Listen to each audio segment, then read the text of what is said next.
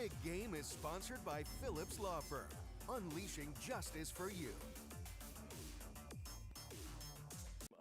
O'Dea, the Fighting Irish, defending 3A state champs. I don't need to tell you this is a good team. Just your thoughts on facing off against O'Dea tonight. Yeah, Monty's done an incredible job, and I mean that's obvious.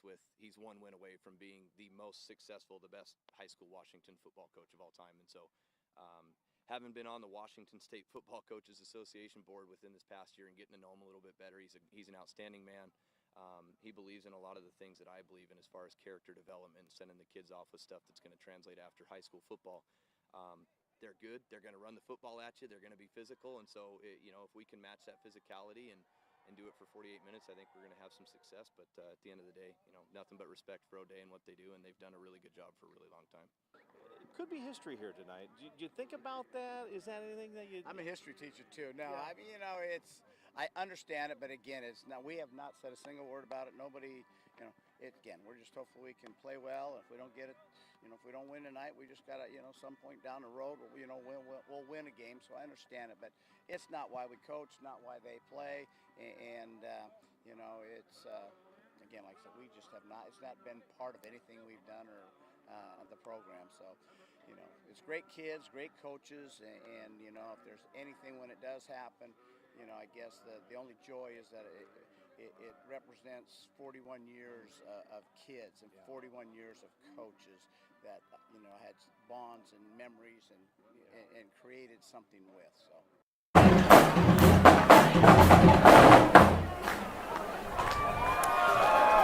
Well, good evening, everyone, and welcome to Art Crate Field in beautiful Spanaway, Washington. My name is Chris Egan from King 5 Sports, and we are live on King 5 Plus, streaming you the entire big game of the week. It is week number 1 in the high school football season, and what a dandy we have for you here from Art Crate Field. A couple of heavyweights squaring off tonight. Graham-Kapowsin, the home team tonight. They're wearing their blue tops and blue bottoms with their white helmets. They will be taking on the defending champs from the 3A ranks, the O'Dea Fighting Irish. And the storylines here, there are several. GK, one of the top teams in the 4A. They should make a run for the South SPSL title. They could make a run for a 4A state title. And then you've got the defending champs from O'Dea. They will be in the driver's seat once again to make a run for a state title. Bellevue in their way, Eastside Catholic and others will try to stop them. But this is their first test of the year. These two teams coming out of the gates, and it will be a historic night, or it could be a historic night. Let's set the tone there for you. Coach Monty Kohler, he started coaching at O'Dea High School back in 1985. Throughout his tenure, Coach Kohler has led his team to 4 state championships, 3 academic state championships, 10 state championship games, 25 Metro championships, and he's been to the state tournament only 34 times. Last year, Coach Kohler, when he won a state title, he won his 394th game, which tied him with Tumwater legend Sid Otten for the most high school football wins in state history. Tonight, if Coach Kohler and O'Dea win, Coach Kohler will have that title by himself. And it is O'Dea on the kickoff, and O'Dea setting the tone early. Nice little return right there. And actually, that was GK returning it as we get set for football here. That was number 4, Colton Brown for GK with a great return. And here we go. GK will have the ball. High school football is underway from Art Crate Field. The GK Eagles, they're going to come at you with a little modern spread. Coach Curley led this team to a state championship in 2021. In 2022, Jeff Logan was named the new head coach of GK, and he has done just an absolutely amazing job, Coach Logan here. Taking over, he was a former quarterback, and coming out of the gates, the Eagles are throwing. That's Jace Hollis. Jace Hollis taken down on the 5-yard line. A.J. Tuivai-Ave, the quarterback for GK. He's only a sophomore, and he's going to show you some stuff tonight. This sophomore is one of the best in the state. You'll be hearing A.J.'s name all day long. He just found Jace Hollis for a nice pickup right there, and already GK is in scoring distance in the red zone. First down and 10, ball on the 9-yard line. So Jeff Logan setting the tone. Hey, we're going to come out. We're going to throw. We've got some playmakers. Keep an eye on number 11, Case Betts. Jace Hollis, two of the best wide receivers in the SPSL. And A.J. Tuivasa-Ave with the handoff right there. Number 12, Blake Pearson, takes it up, and he's down on the 1-yard line. Nice carry there from Blake Pearson. It'll be 2nd down and goal for the Eagles. Talking about Coach Jeff Logan, he played for Eric Curley, graduated from GK in 2009. Great quarterback here, had a successful college career at Montana Western, now the head coach here. He gets some help from his brother. He calls his best friend and his dad. A.J. Tuivasa-Ave, the quarterback for GK. Hands it off to Pearson, and Pearson is in for a GK touchdown. And the Eagles come out and make a statement against the defending 3A state champs from O'Dea. 6-0 Eagles. Nice little series there for Blake Pearson. Had a nice 8-yard run and then a 1-yard run for a touchdown. Jace Hollis with a nice catch on that, but it was all set up by Colton Brown on the kickoff return. And here comes GK. This team has quite a history. When you look back at 2021, they were the state champions, an undefeated season. 2022, they were in the state semifinals.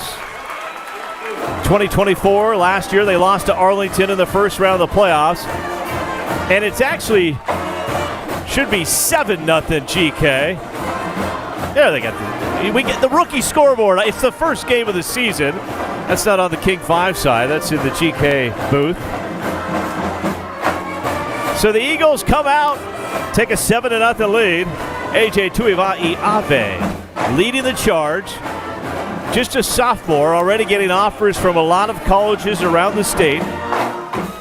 Also want to mention, leading the tone for this Eagles team is their center, number 51, Douglas Peterson.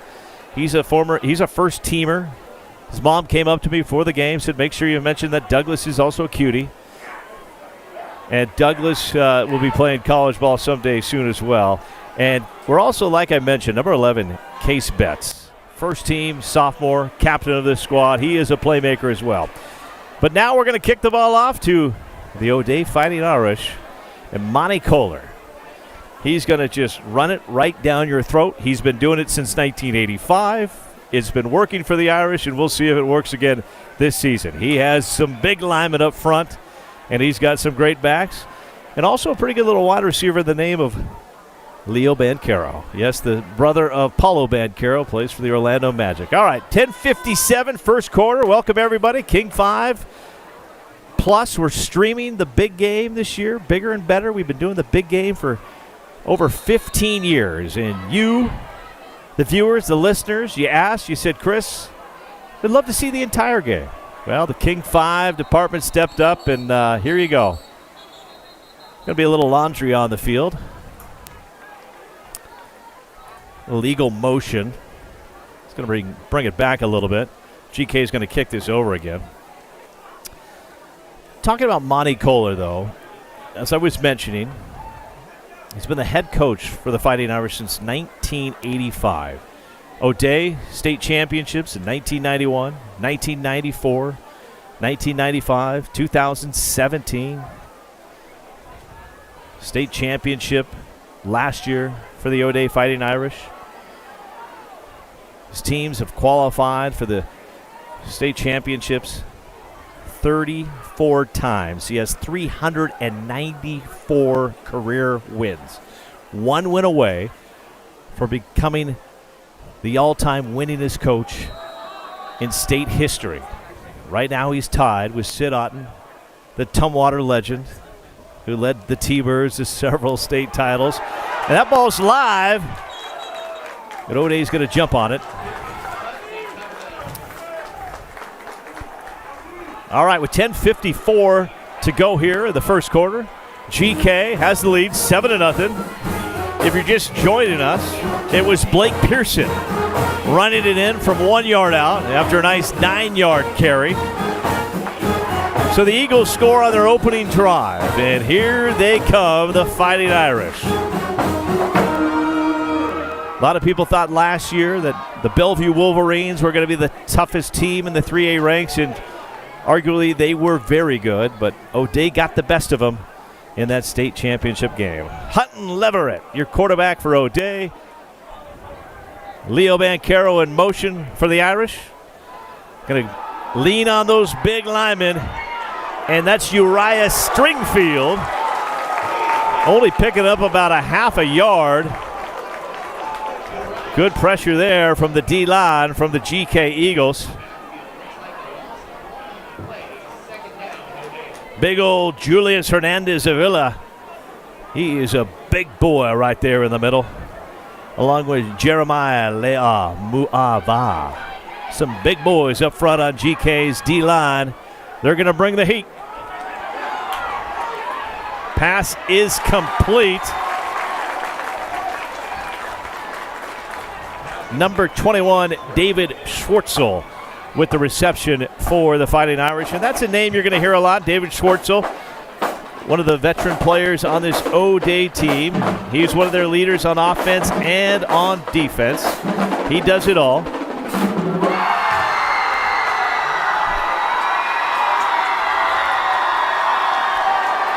Hutton Leverett under center for the Irish. Ball on the 48. First down and 10. There's the handoff right up the middle. Max Speller spells trouble for his opponents. He is a big boy. He is hard to bring down. Nice little pickup there for Speller of about 8 yards. And this is what O'Dea does. If you're facing off against Monte Kohler and the Irish, there's no secret. They're going to run it, and they're going to run it right at you. And they're going to try to wear you down all night long. And this is why I'm loving this matchup tonight, because GK has a D-line, linebackers that can bring the heat as well. So it's going to put a good little battle for the O'Dea Irish in week one. Hutton Leverett under center, hands it off. It's going to be Uriah Stringfield with the carry. He gets the first down and some change. Irish moving the chains. The O'Dea Fighting Irish visitors today. They're wearing their road whites, yellow pants, with a little maroon stripe down the sideline.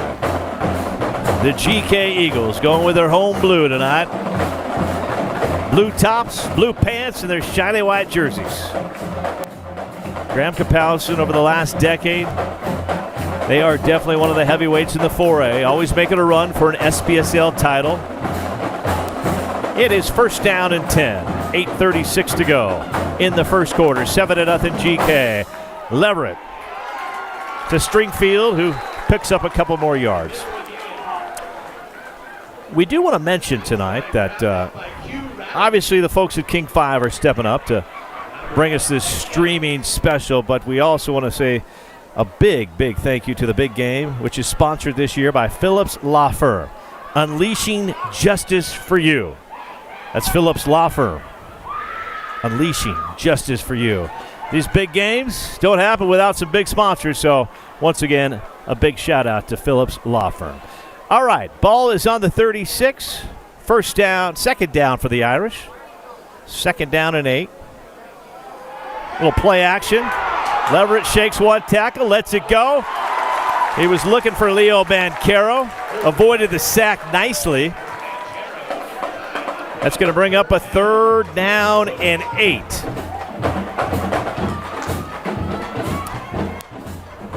Leverett looking over at the sidelines. Let's see what Monte Kohler's going to come up with here in his bag of tricks. Third down and 8. 7:43 to play in the first quarter. Coming to you from Art Crate Field. Beautiful night, about 79 degrees. Some blue skies in the distance. Mount Rainier trying to peek out, but a little cloudy tonight. Can't see Mount Rainier. Here we go. Third down and 8.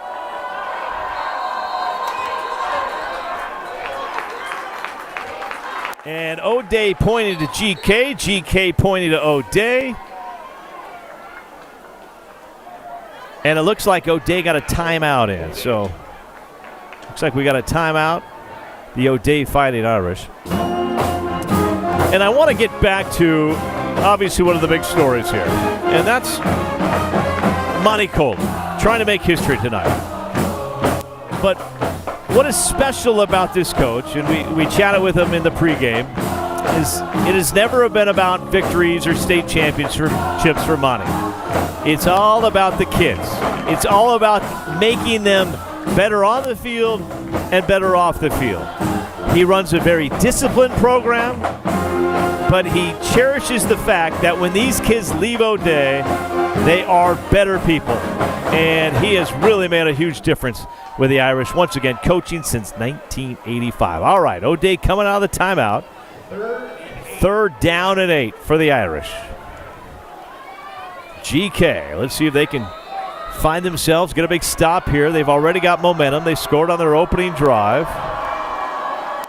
Julius Hernandez-Avila trying to get in there for the Big Blue. There's the handoff. Peyton Egan. And there's no relation. Yours truly, Chris Egan. I saw that name on the O'Dea roster, Peyton Egan. I'm going to be honest. I would love to be calling that name all night long. But Peyton Egan with a nice carry there for the Irish takes it for the first down. Peyton Egan will play both ways. We'll see him on defense and offense for the Irish. Just a junior. Become one of O'Dea's big weapons, offense and defense, and Egan is staying in the game for O'Dea. 1st down and 10. Egan gets the handoff again. Egan shaking bacon. Picks up about 7 yards. So O'Dea going with a little Egan attack here in the first quarter.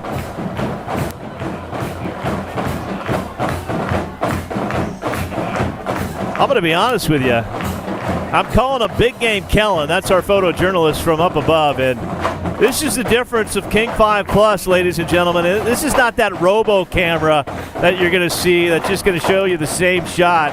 When you got Emmy Award-winning photojournalists like Big Game Kellen on the camera, you're going to see some good stuff, and we're seeing it already from this King 5 Plus streaming special. Play action. Lets it fly a little high. Was looking for Rafton Clark III. And that's going to bring up a 3rd down and 3. So Monty Kohler going to his bag of tricks. I think a lot of people here at Art Crate Field were thinking run. Goes to the bag of tricks. Throws a little high.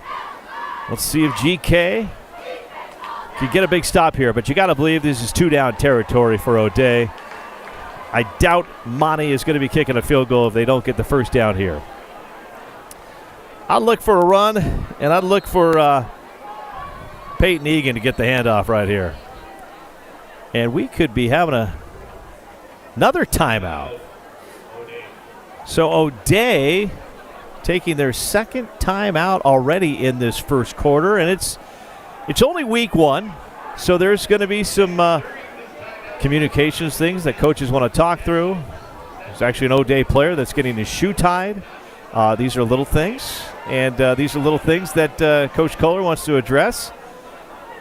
GK defense bending but not breaking quite yet. And I was mentioning Big Game Kellen on the camera, and what he can't show you, ladies and gentlemen, fortunately, is that you're seeing the visitor side O'Dea. The Graham side is literally packed to the rafters. There is not an empty seat to be had here. And oh, look at Kellen. He's just showing off now. He's showing off. But as you can see, it is just packed to the rafters, and that's pretty cool on a week 1 Friday night. There's the band getting loose, getting ready to party. And there we go. Everybody getting on their feet. A big 3rd down and 3 coming to you from Art Crate Field. Handoff up the middle. And there goes Egan again. And Peyton Egan with another 1st down run. Listed as your 2nd string running back for the Irish, but if you've watched the Irish like I have over the years, that doesn't mean a whole lot because they are going to use their running backs, and whether you're 2nd, 1st, even 3rd string, you're going to get a lot of touches. All right, 1st down and 10, ball on the 13. O'Dea is in the red zone. Another handoff. Not much going there for Egan. That's Gavin Deaton with the stop for the GK Eagles.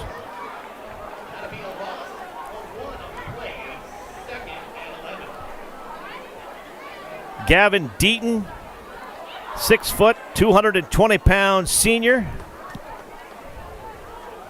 Nice little stop there for GK. That brings up 2nd and 11 from the 14. 5:45 to play in the first quarter. Handoff.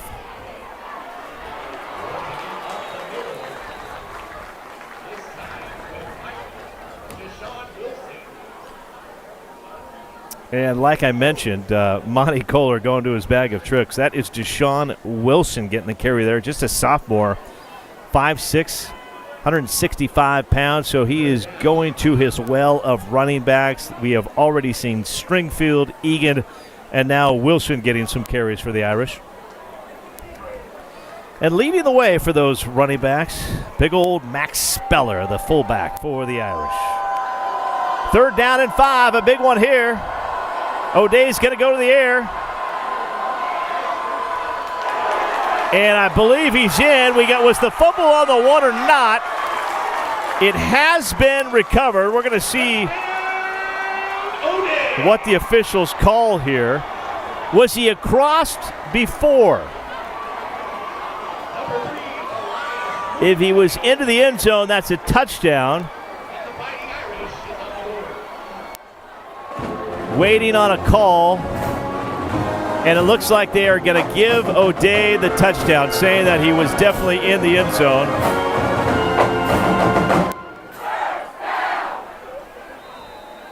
So that will be a touchdown for O'Dea. Extra point will tie it up.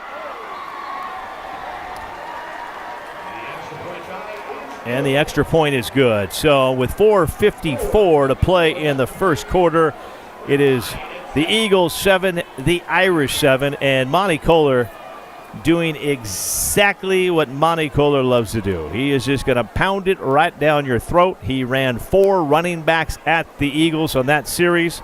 Egan got the majority of the carries on that one, picked up a couple crucial first downs for the Irish. And that's what they'll do. They will put their big old linemen, Griffin Matson, Kyler Harden, Tavita Nanu, Kingston Fadaele, David Schwartzel, Tavita, Cyrus. The big boys up front are going to try to pave the way, but let's see if the Eagles now, the offense has had plenty of time to rest up.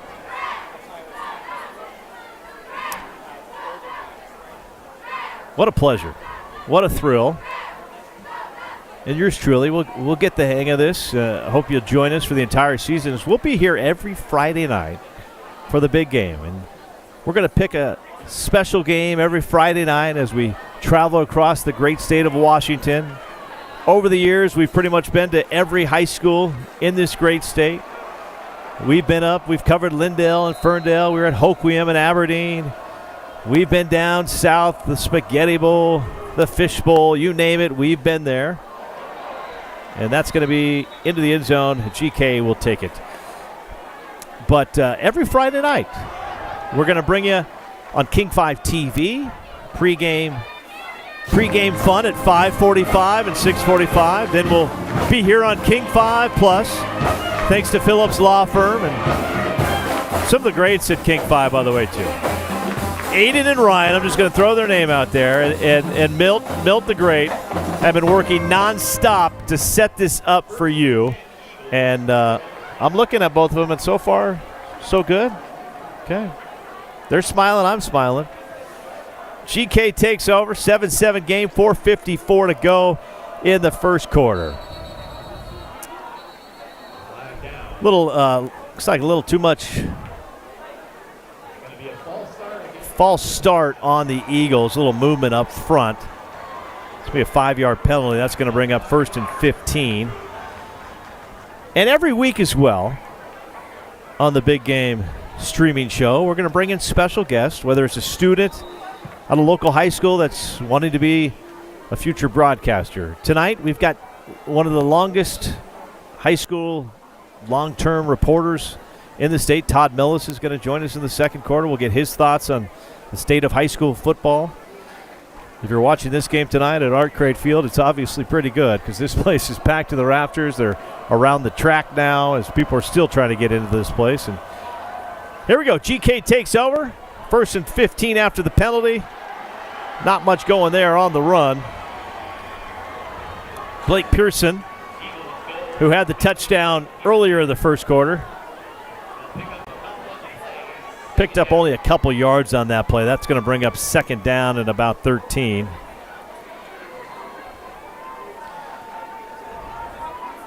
Say this name with me, though. AJ Tuivasa-Ave. Tuivasa-Ave, quarterback for GK. Number 5. Only a sophomore, and this young man had some incredible games as a freshman last year. I had the pleasure to watch him as they faced off against the Curtis Vikings, in which was one of the better games of the season. And he just showed big play-making ability as a freshman. And now as a sophomore, he is going to be one of the quarterbacks to look out for this year in the state of Washington. So it is, as I mentioned, 78, 79 degrees. I'm not a meteorologist, but it's hot. It's humid. Coaches are utilizing their timeouts. First game of the season. I think one of the concerns from coaches early on, cramping. Are the kids in shape enough for a football game? I think coaches would hope they would be.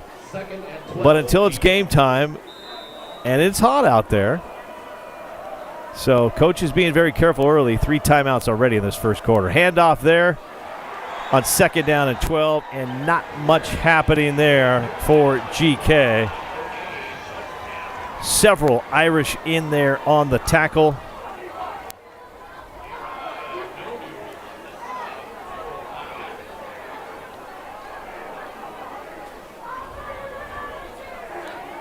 Third down and 12.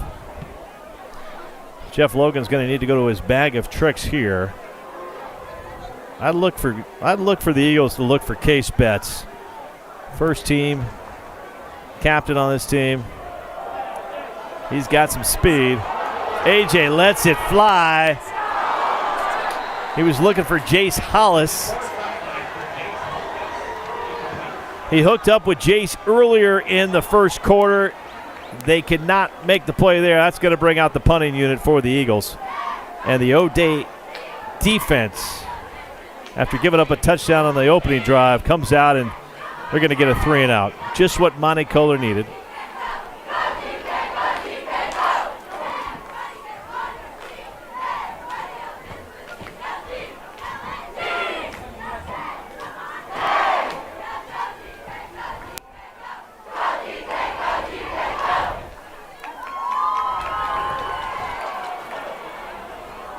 Punt's got a nice hometown bounce there.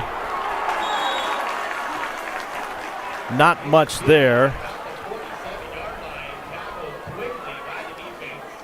for Jeremiah.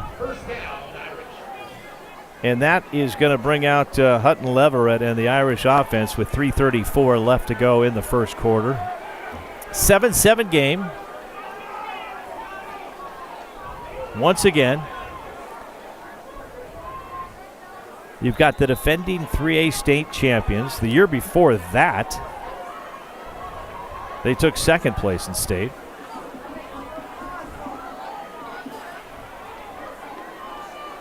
In fact, what a run it has been for O'Dea. In 2024, state champions, they beat Bellevue. 2023, lost to Bellevue in the semis. 2022, lost to Eastside Catholic in the semis. 2021, they were in the quarterfinals. 2019, 2nd place to Eastside Catholic. 2018, they lost to Eastside Catholic. 2017, state champs. It's just year in and year out. If you're looking at the Final Four of the 3A ranks, you're usually going to see the Irish in the mix. 3:14 to go here. First quarter of play. Chris Egan coming to you from Art Crate Field. Beautiful night for some football. And I think we've mentioned high school football officially underway. A lot of games, not a lot of games, most of the games are taking place tonight. Couple games last night.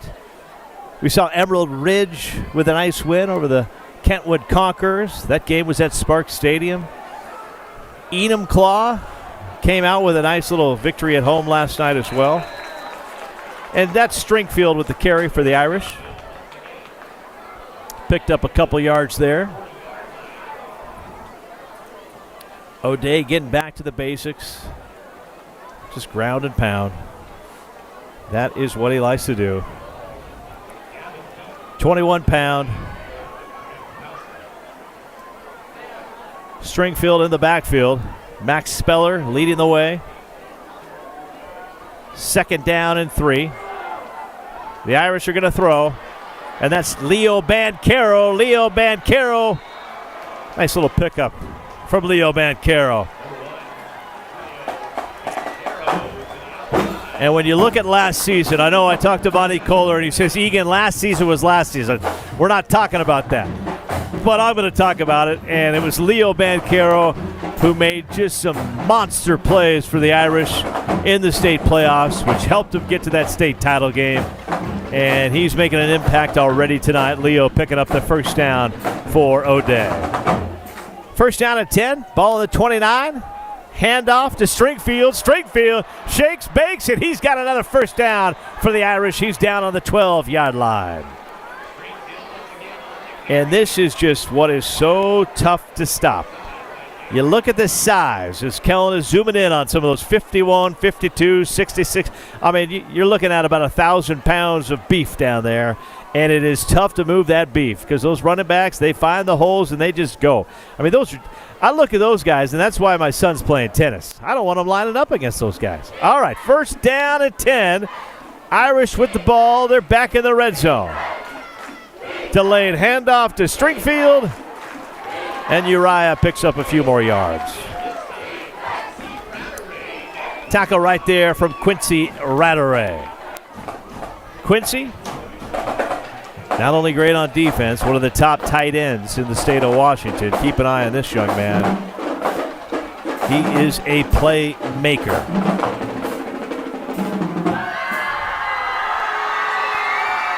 Quincy Rattray, 6'4", 230 pounds. All right, 2nd down and 11. Ball on the 15. Handoff. And look at big old Max Speller. And we've got a flag. This could be coming back. This could be a hold.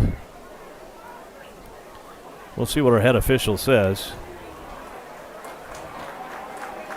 Sure enough, it is a hold on O'Dea, and that will be coming back.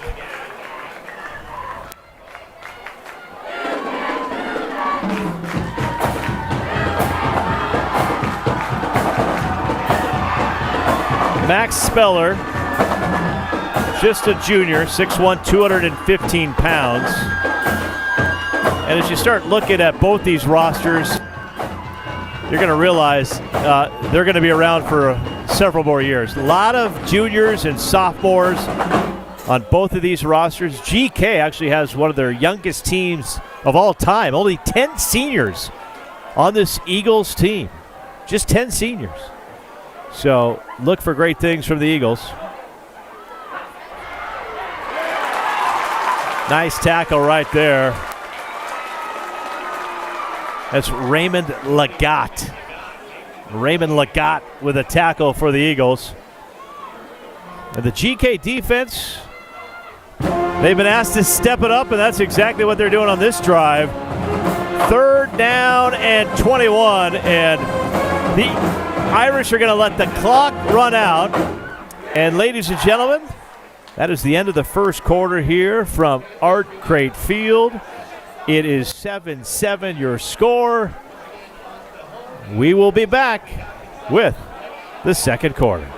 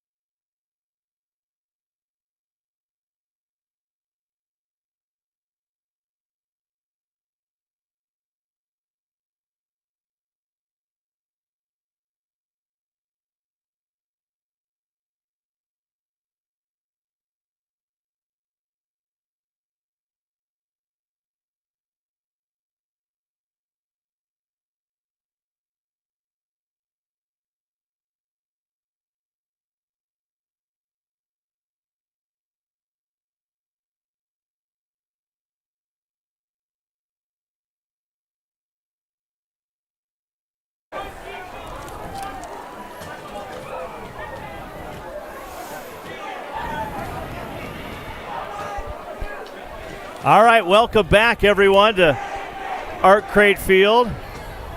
Setting the scene for you a little bit here. We have moved to the second quarter, 7-7 game. Chris Egan coming to you live on King 5 Plus. We've got a penalty on GK,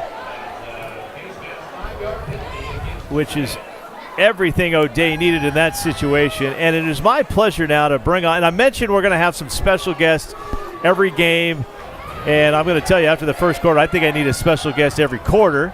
Todd Millis, longtime prep reporter. If you've been around prep sports in the state of Washington, you know the name Todd Millis. And Todd, first off, thank you for joining us here on King 5 Plus and the big game of the week. Yeah, what a great first quarter. Each team going down and scoring. And there's a little irony here because right now the kid that's playing quarterback for O'Dea is a GK kid that transferred. He's come through their Eagles youth program. I think he's in on an injury. I saw Hunter on the sideline over there. Something's going on. So that's why he's under center here on O'Dea's second drive. But he's the one that scored the touchdown against his old buddies. And before the game, Todd, some of the kids on the GK were talking about that, facing off against possibly one of their former teammates, and sure enough, here he is, getting that touchdown at the end of the first quarter and leading the Irish now. Yeah, what a great play, what a great scramble play. It was close, though. That was close to being a fumble in the end zone, but they gave the touchdown to O'Dea. So here we go. It's O'Dea trying to kick a field goal to take the lead. And it is good. So the O'Dea Fighting Irish with 11:19 to go in the second quarter. That's Alec Petricic with the field goal, which gives the Irish the 10-7 lead. And since we're heading to a kickoff, we got time to talk to Todd Millis a little bit about what he's been up to, because you've been a busy man and a lot's going on. Tell me what's new with you this year. Yeah, so I started my own venture. It's called VarsityWaNews.com, my own website. It's still covering the state of Washington. I'm here, glad to be here in week one with Monty Kohler going after win number 395. But you know, we'll be in Eastern Washington a few times. Lauren Smith, who used to work at the Tacoma News Tribune, and I have kind of gone out on our own, and it's been fun. I'm glad to be back in the space. I was with Scorebook Live for 5 or 6 years and had a great time there, but it's time to kind of do something different. So hopefully people can check it out and like what they see. And one of the main things, Todd, that I think you and Lauren wanted to do was you wanted to keep it real, you wanted to keep it home, you wanted to focus on high schools from the state of Washington. That's kind of a reason you went out on this venture, isn't it? Yeah, you know, my old company wanted me to do something different, a little more nationally, and my expertise is in the state of Washington, and I built a lot of resources, not only in the 6 years at Scorebook Live, but the 24 years at the Tacoma News Tribune. So it made a lot of sense. I'm hoping we can make it work. I hope it catches fire, and I hope people enjoy what they read and what they see. Well, 11:19 to go. Colton Brown. Nice little return here. Look at Brown, 50. Wow. And making something out of nothing there, Todd Millis. He almost fumbled it away, and the next thing you know, he's picking up 40 yards on the kickoff return. And I tell you, Monty Kohler's got to be asking himself, special teams has been a little problem tonight. That's 2 great returns now from the Eagles. Yes. Yeah, and we know what happened the first time Graham-Kapowsin had good field position. So great effort by Mr. Brown there on a play that he looked dead there on the right sideline. And Todd, we've talked a lot already in this game about Monty Kohler, but if we could just talk about Jeff Logan and what he's done with GK, taking over a program from Eric Curley, a former Puyallup Vikings quarterback that took over this GK program and turned him into one of the state powerhouses. And it just seems like year in and year out, if you're looking at the 4A, you've got to look at GK as one of the contenders. Yeah, to me it says a lot when Eric, you know, retired after the state championship year, and what a great year going to Vegas and beating Travis Hunter and in that bowl series. But it says a lot to me when, you know, most of the guys on that staff wanted to coach with Jeff, including his dad, including his brother. Jeff's a bright guy. You know, he was a former quarterback, the offensive coordinator on that state championship team. He's a very intense guy. He's already gotten in a couple verbal scraps around the state. But the guy's got passion. He's a really good coach. GK hasn't had much of a drop off. No. I expect with this young group, I expect a big year for the Eagles. Yeah, and it's a little Eagles program that just seems to be feeding this GK Eagles team, and a penalty on O'Dea there, face mask, so that's going to bring up a first down and 10 for the Eagles, and AJ lets it fly, and we got penalty flags everywhere on the field, and I believe that was Roberson that they were throwing to. Looked like Roberson. The encouraging thing, Chris, is AJ is having time to throw the football. Yeah. And if he has time to throw the football to Mo Williams and Halays and Case Betts, he's going to make some big plays. That's a very encouraging sign for the Eagles. Watching AJ in the pregame warm-up, Todd, I'm like, how is this kid a sophomore? I mean, he's got the body of a college athlete already watching this guy. Yeah, his dad was a defensive lineman at Washington back in the day, had some D1 looks. I think Wazoo was interested in him, and I think old AJ got dad's body, except he can just throw a football really far. All right, another penalty on the Irish, which brings up another first down for the GK Eagles. 10:43 to go in the first quarter. O'Dea leads it 10-7. The Eagles are going to run it. And it looks like Blake Pearson's going to get the run. It's going to pick up just a couple yards. Blake, obviously, so far having a great night. Had that nice 9-yard run in the first quarter, following that up with a 1-yard touchdown run. GK, though, they're going to spread you out. They're going to throw the ball. And it's interesting to me watching this because if I recall, Todd, Eric Curley was kind of more like a Monty Kohler, kind of ground and pounded, right? Yeah, I think Jeff prefers that too. But, I mean, when you have a quarterback like this, and Eric was the same way with Dylan Morris. Sure. He threw the ball a little bit more. But I think in a perfect world, I think Jeff would like to run the ball. He just happens to have a guy that can throw 70 yards, so and good receivers. Yeah, might as well do that once in a while. Yeah, and a receiver that we haven't mentioned yet tonight, Todd, and just your thoughts on him is Case Betts. This is the captain of the team. He was first team last year as a sophomore. He is a dangerous playmaker, but so far O'Dea has kept him in check tonight. Yeah, I think O'Dea is giving Mr. Betts a little extra attention, but that opens up stuff for Mo Williams. It opens up for Halays. Halays obviously had the big catch on the first drive. So what I like is AJ being a sophomore. He's mature. He's wise beyond his years. He's not forcing it to his guy. He knows sometime along the game he's going to find his guy for a big play. And a heads-up play there from AJ, getting rid of the ball to Quincy Rattray, and avoids the sack, which you did not want to take a sack this deep in territory, and just a great athletic move there from AJ to get rid of that ball.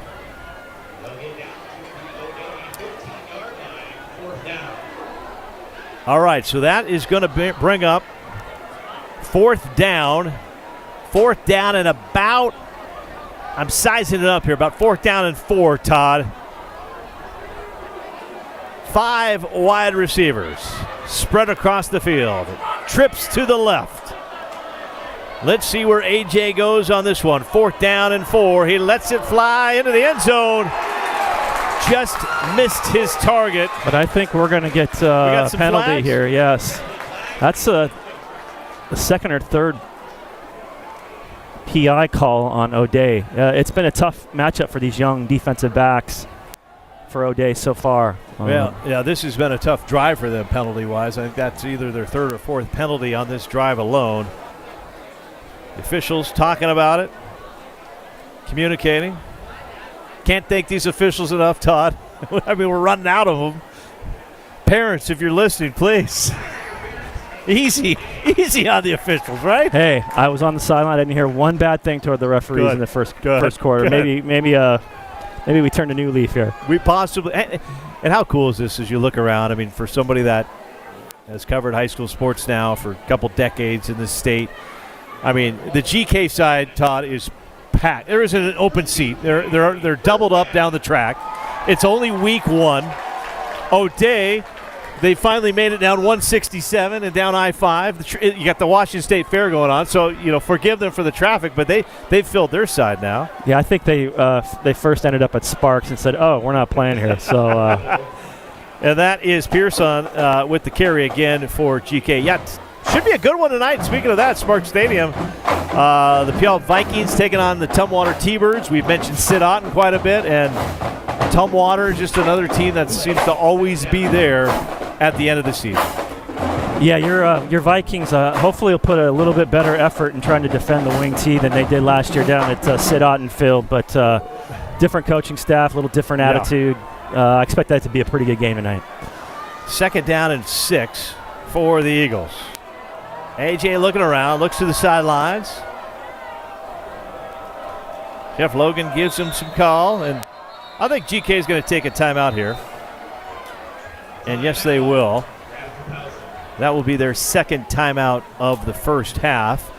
8:20 to go in the second quarter. O'Dea leads it 10-7. Todd Millis joining us. And once again, Todd, just throw it out there for everybody. I mean, you're joining us. I want you to plug it. Yeah, it's called Varsity Wah News. You can find, we're on Twitter. It's a Substack website. It's pretty easy to find. It is subscription-based, but like I was telling the guys earlier on a podcast, if you read all the stories that we'll do in a year, it'll cost you like $1.10 per story. And here's the thing, Todd. Everybody wants to say, hey, we need more high school sports. We need more positive news. Well, you need people to support it. And with that in mind, King 5 Plus, supported by Phillips Law Firm. The big game sponsored by Phillips Law Firm, unleashing justice for you. We need these sponsors, and we thank these sponsors.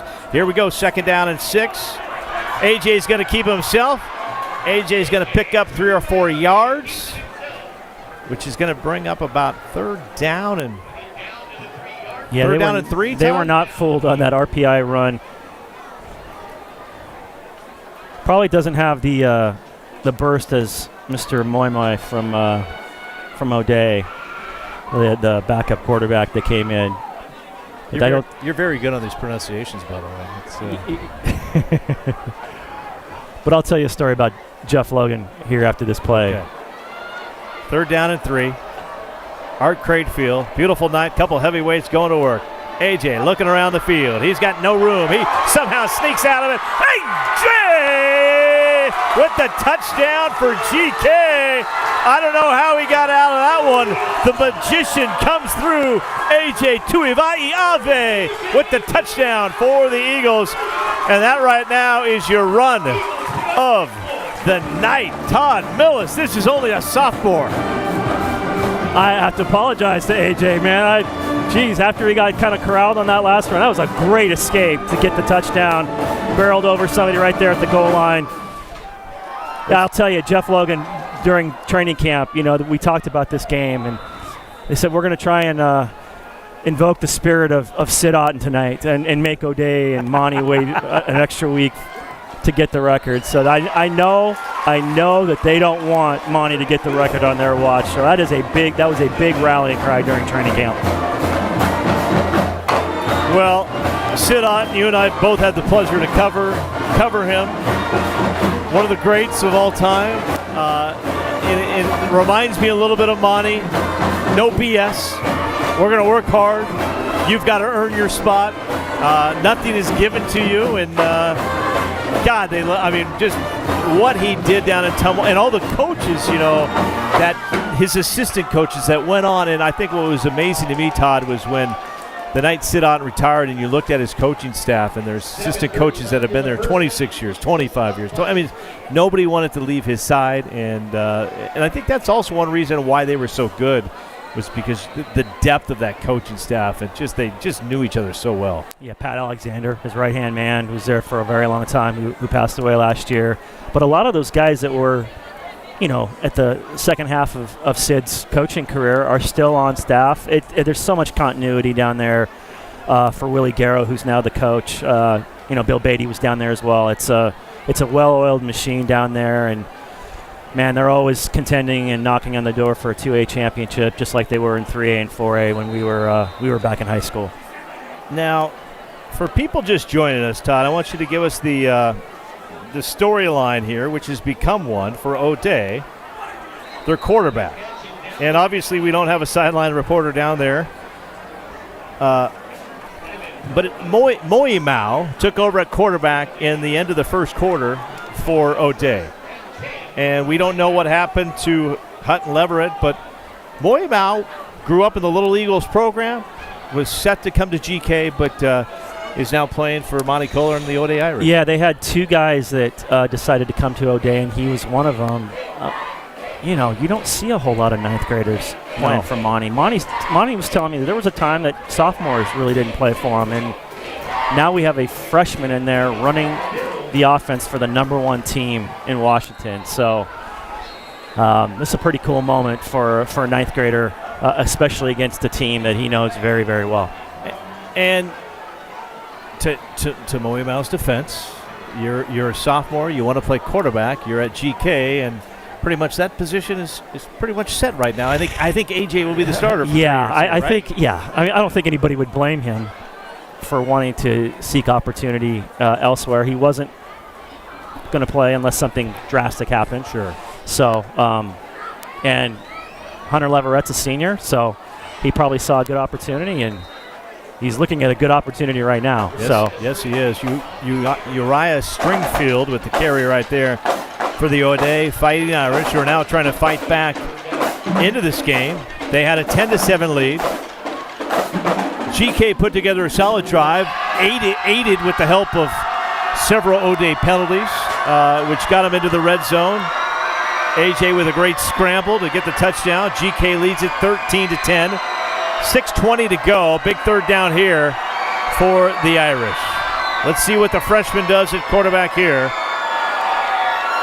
He's going to the air, and he's going to Leo Banquero. Banquero shaking big.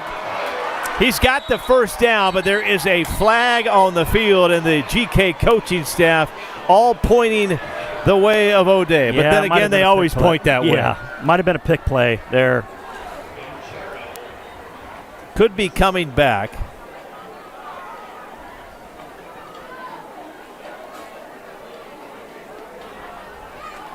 On Maliatofa, looked like a pick play.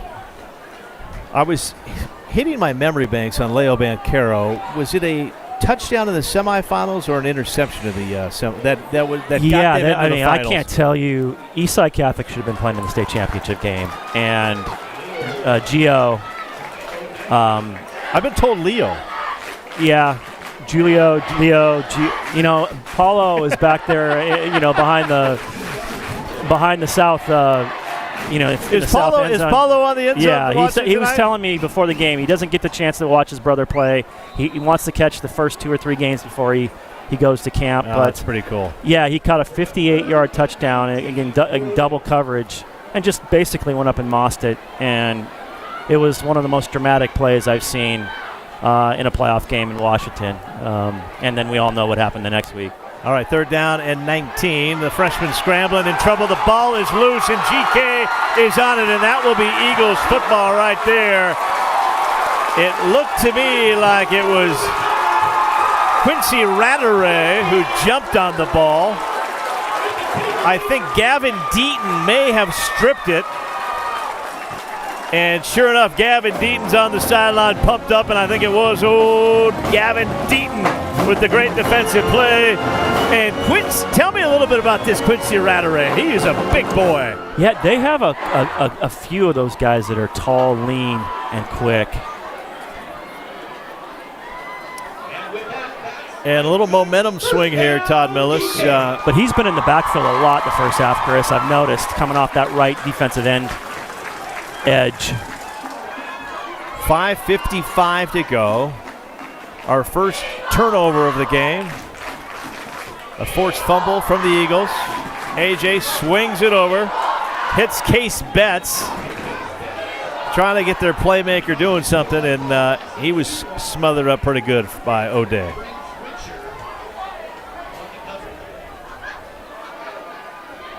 Great little atmosphere tonight, though. This is just awesome. I mean, it is just. I'm looking left, Todd. I'm looking right, and there's nowhere to. There's no room at the end here at Art Crate Field. I mean, this place is just what a night for football. Yeah, I hope you brought your phone and your iPad trying to get out of the parking lot tonight, because it's going to be 45 minutes, which is a good thing. It's like getting out of a big rock concert at Lumen Field, a little Taylor Swift. All right, AJ Tuiavai'ave throws it wide open. Is Keanu Corpus. Keanu Corpus with the catch and the first down. We're just a little shy of the first down. Nope. Yeah, ninth grader. Ninth grader. We're getting some new names tonight, Tom. Yeah, listen, this is the one thing that Jeff Logan wanted to see, how his young receiving core. He doesn't have a senior in this receiving core. And this is a receiving core that's going to be together for at least the next couple years. But a ninth grader, he has a very talented ninth grade class that he's excited about. So nice catch by the freshman. And that's Evan Procup. Was not fooled on that play at all. Evan brings down big old Blake, but I don't know if you remember this game last year. It was AJ's first start, and he threw. They didn't only let him throw like a handful of passes in the first half because he's facing this defensive line. He's feeling pressure all night long, yeah. And then the second half, he almost throws for 300 yards against O'Dea, which is still the most that O'Dea had given up all year. So, well, you were mentioning rewinding a hair to GK and the youth on this team. We're hearing ninth graders. We're looking at names of 10th graders.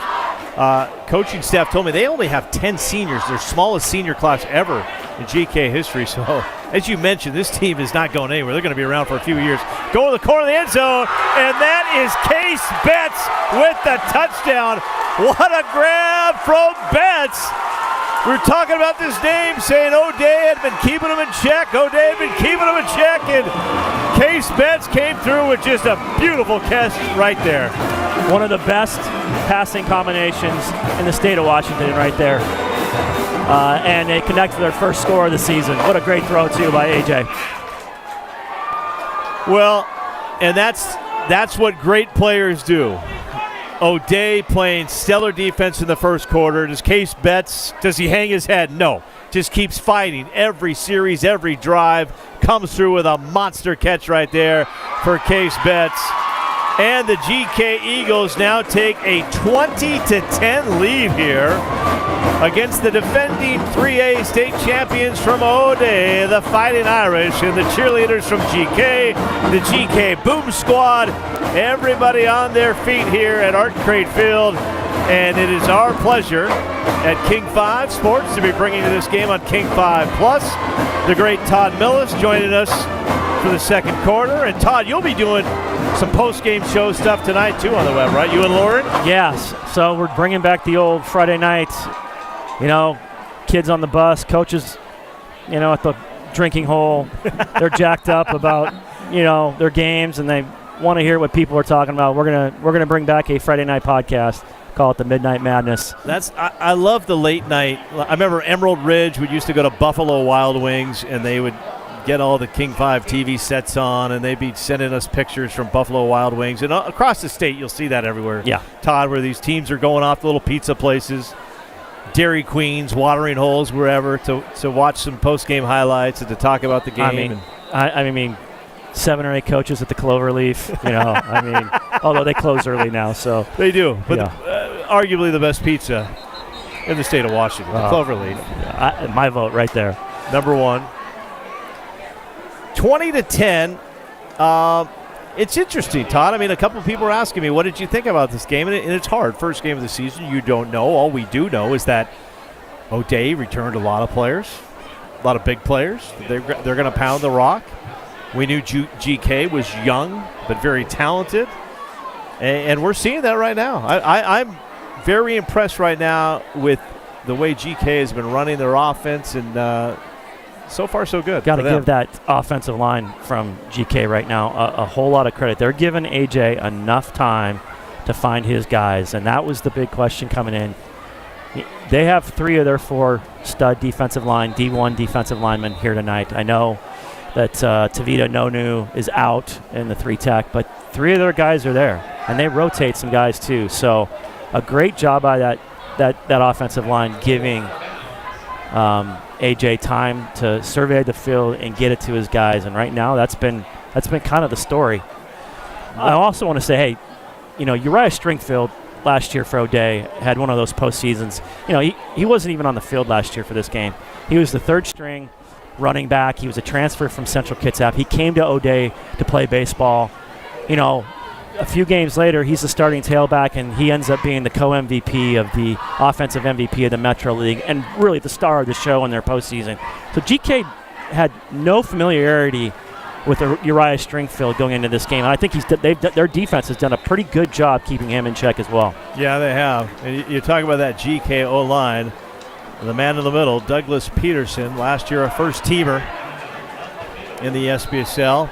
Saw his mom before the game, Todd, and it's funny what I'll get from the parents. She says, Chris, you say anything about my son, just make sure you say he's a cutie. So that's what Mom said, so I'm not putting it out there. You know, if you're a mom, you're listening, Todd and I will report the facts. Best looking offensive line I saw in camp. So, well, it is a pleasure to have Todd Millis joining us here for the second quarter. 3:22 to go in the second quarter. Second down and 5. The Irish are down. Also missing their starting quarterback, which we'll try to get more information on that. But Hutton Leverett went out in the first quarter with about 4 or 5 minutes to go and has not returned into this game. You don't want to assume injuries. You hope for the best for these kids, but wasn't doing much wrong, so I would think it would be an injury of some sort, Todd, that took him out of this game. Yeah, he was on the trainer's table for a little bit, and then he was up, and I think he was talking to family members in the stands. I don't want to speculate, but it didn't look like it wasn't serious enough that they were, taking him into the locker room or taking him away somewhere. So praying for him, and he's back, soon.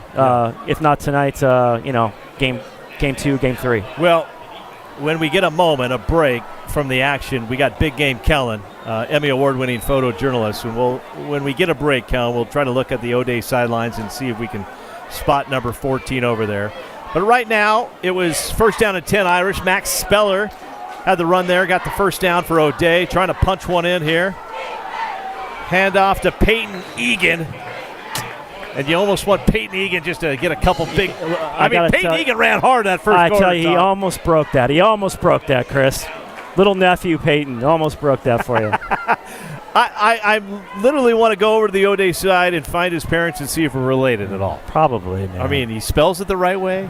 All you Egans are out there, sociable. I'm sure there's a lot more out there that you don't know about. 2nd and 7. And that's going to be Jay Sean Wilson with the carry. Sophomore. Monty Kohler loves to use those different running backs, doesn't he, Todd? He keeps us on our feet up here in the booth. Yeah, I'm sure later in the season he'll pare that rotation down, but early on it's good to get a lot of those guys work. He was rotating a lot of guys in camp, and they all seem to be getting some touches here in the first half. All right, 3rd down and 6. GK wearing their blue tops and blue bottoms. Jeremiah Leo Muava right in the middle for those Eagles, along with Quincy Radore, and it looks like we're going to get a timeout. GK, and that will be their final timeout of the half. And Todd, this is the Emmy award-winning photojournalist, Kellen. We call him Big Game Kellen. We're looking for number 14, Hutton Leverett. Seeing if he's possibly on those sidelines. Starting quarterback coming into this game, but has not played since the first quarter. And you just hope that he's doing good. Hope he's doing all right. I was saying the heat, a little heat out there. Maybe we get some cramping going on, Todd. You never know.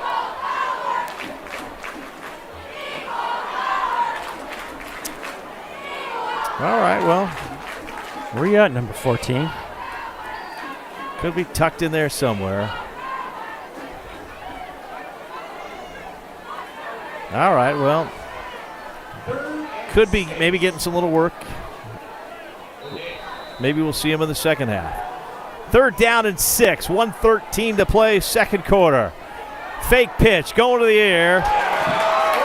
And GK's defense coming through big time. That is Derek Manal-Busan with the defensive stop for GK. And now we're seeing something. So this was one of the developments for O'Dea in the offseason. David Schwarzel taking over for Xander, I can't remember his last name, but he was a good tight end for them last year. They're letting David play the tight end position. And for a big guy that's mainly known as a defensive end, he's going to go to UCLA to play defense.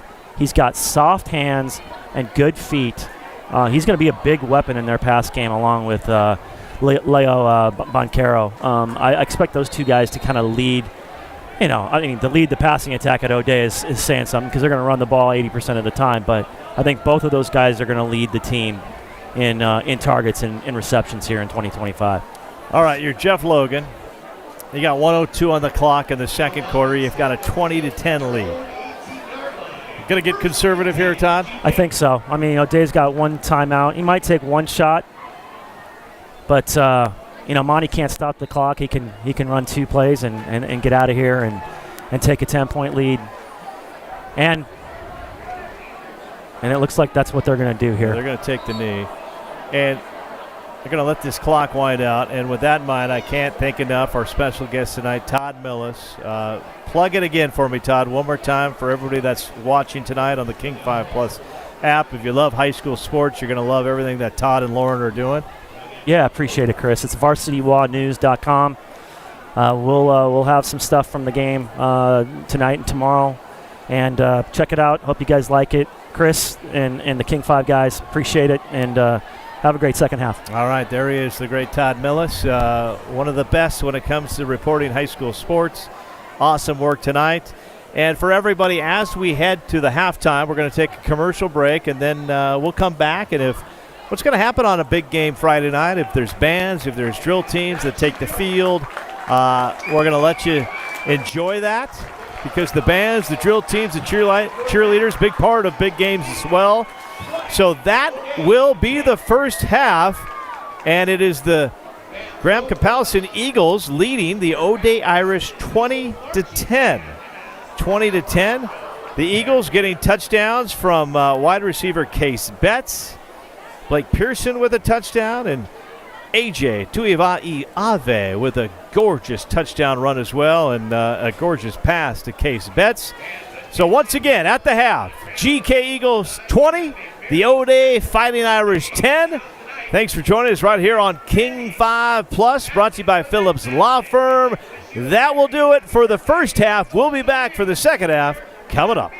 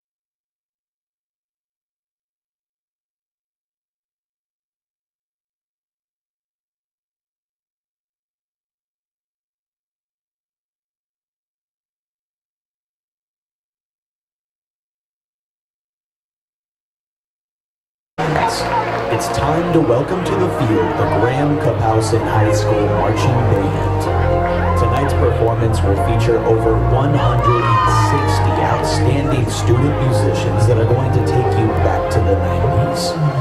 With music from Aqua, Nirvana, Blink-182, and Green Day, drum makers Ariana Acevedo, Talana Jackson, and Camille Boza.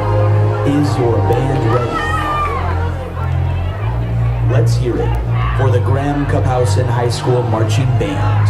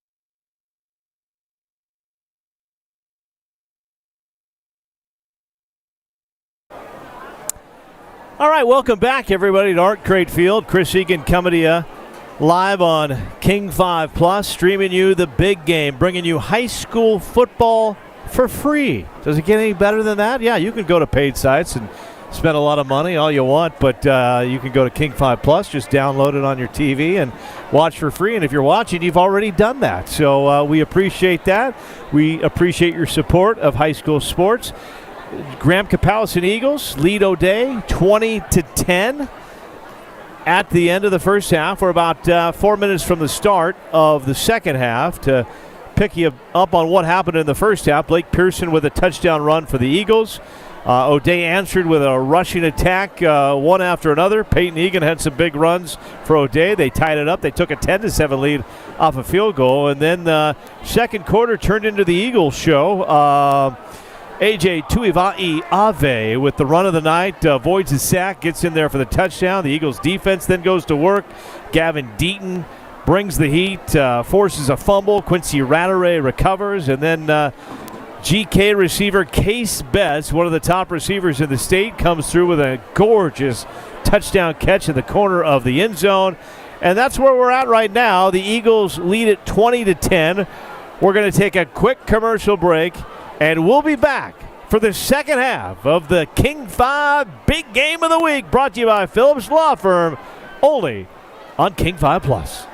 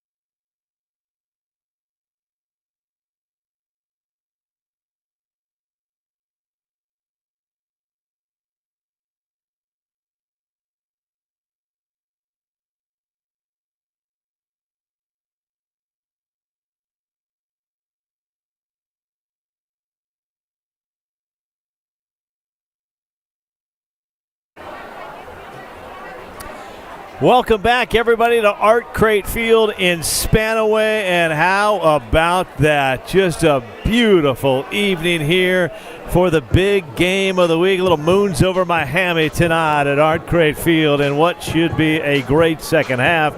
Monty Kohler spending some time at halftime working out some details. His Fighting Irish down 20-10 to the Graham-Kapowsin Eagles, a team that is no stranger to playing in big games. GK had an undefeated season back in 2021, led by Josh Wood, now a quarterback for the Idaho Vandals. They've been to the state semifinals the year after that, so they know how to play big-time football, and Coach Logan has his team ready to go tonight. They are looking good. They are looking like one of the powerhouses again in the SPSL Conference, which is a conference loaded with some heavyweights. On the north side, you got the Sumner Spartans, the defending 4A state champions. Puyallup Vikings team that is locked and loaded. They got a Rogers Rams team that is fighting their way back into the ranks. Bellarmine Prep always tough. You got the Tornadoes down in Yelm.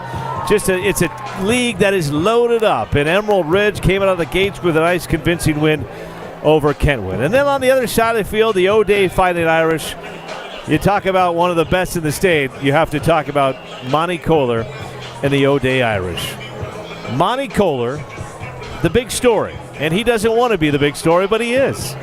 Monty Kohler has been the head coach for the Fighting Irish since 1985. Since 1985. He is currently tied with Tumwater legend, heck, forget Tumwater legend, state legend, Sid Otten, for the most victories in state history. He tied him with a state championship win over Bellevue. And there's the O'Dea coaches trying to fire up their team for the second half. So a win tonight for O'Dea would make Monty the all-time winningest coach by himself. Sid Otten, is he watching tonight? Who knows? He could be in the stands. We've heard rumors that Paulo Banchero, the Orlando Magic star, is here tonight in Spanaway to watch his little brother. We'll be keeping an eye. There's not a whole lot of 6'10" fans out there, so if we see him, we'll spray our camera on him. A term I know all great photojournalists hate to use, by the way, is spray. So, and especially an award-winning photojournalist like Kellen. So we'll be spraying nothing. We'll be covering the game. Here we're getting set for the start of the second half. Once again, the GK Eagles lead this one 20-10. And what has been a thrilling first half already. And I know we just recapped it, but you can't say enough about AJ Tuivai-Ave rushing touchdown. Looked like he avoided about 3 O'Dea defensive ends to get into the end zone. The Eagles answer back with a great play on defense, and then it's AJ to number 11, Case Betts, who had a gorgeous touchdown, which has given the Eagles a 20-10 lead. But things can change pretty quickly here at the big game, considering O'Dea will be receiving. It'll be O'Dea's ball. I don't expect Monty Kohler to change much. They're going to attack you. They're going to try to wear you out, and they're going to run the rock. But they need to answer right here with a big drive. And we'll see as we now get set for the start of the second half. Coming to you live on King 5 Plus, brought to you by Phillips Law Firm. 20-10, gorgeous night in Spanaway. I'm Chris Egan, alongside with a great King 5 crew, bringing you the big game. And once again, we'll have post-game over on Kong TV at 10:45, King 5 TV at 11:25. Ariel Orsuto will have other high school games from across the state of Washington tonight over on King 5 TV. So it will be O'Dea ball. Third quarter getting set to begin. Once again, Graham home tonight, wearing their blue tops and blue bottoms and their shiny white helmets. The O'Dea Fighting Irish with their white tops, yellow pants, maroon stripes down the sidelines, and their old school vintage O'Dea Fighting Irish helmets. Paulo Banchero. And Kellen, I think I see exactly where he's at. I'll point to him during a timeout for you. Watching his little brother, and I mentioned Paulo because he was part of one of those state championship teams back in the day. And that is Uriah Stringfield. As our friend Todd Mills was talking about, had a great postseason run. Irish pick up 3 on the play, second down. It's going to be second down and 7 for O'Dea here in the third quarter.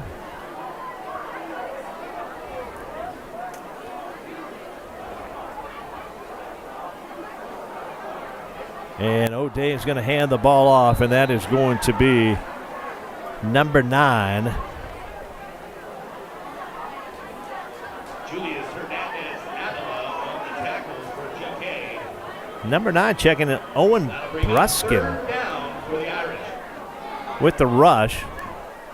So Monty going to a lot of different players tonight. He's still got his freshman in at quarterback. Hutton Leverett not back in the game.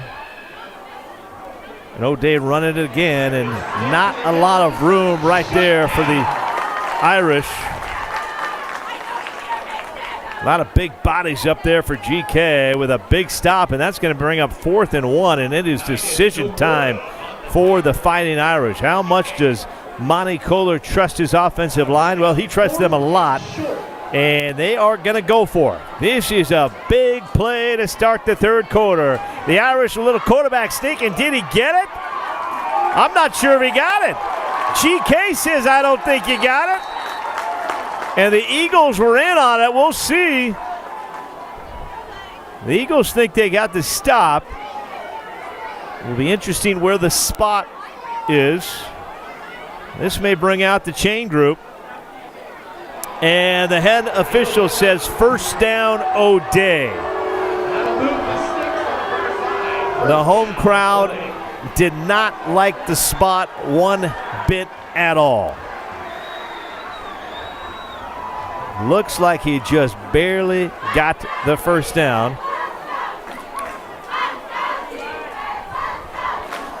And that is the freshman quarterback, Elias Moimoy. Elias Moimoy taking over the duties. Nice pass right there. And here comes Leo Bancaro, 40, 30, 20, 10, touchdown! Bancaro! Big play, Bancaro. Wow! Breaking a couple tackles. And Leo says, that's how you make a big play. Now, flags came down, but that may be the celebration in the end zone. I don't think they're bringing this touchdown back. I think the touchdown is good. I think a little laundry came out because of the celebration in the end zone. Leo Bancaro getting the big play of the night, and big brother Paulo is like, yeah, that's my little brother. It is a touchdown. And just like that, it looked like O'Dea was going nowhere. They needed a big play. They get a first down on 4th and inches.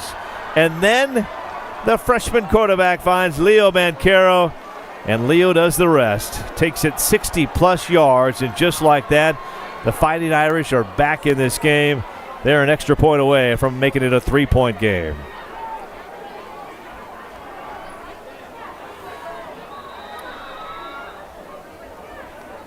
What a play from Bancaro. The extra point is up, and the extra point is good.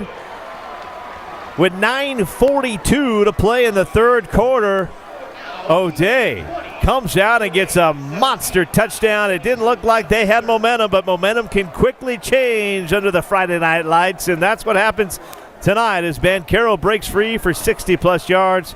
And that is getting the O'Dea student section up over there on the visiting side. They're starting to feel it. Student body, they are in. Excited to be back. Look at the packed house. O'Dea showing up tonight on the road. Not an easy drive from Seattle all the way to Art Crate Field, but they have filled the bleachers tonight. The GK student section always brings it. The GK Boom Squad, one of the best in the state. 9:42 to play. Chris Egan coming to you live on King 5 Plus, home of the big game. Brought to you by Phillips Law Firm.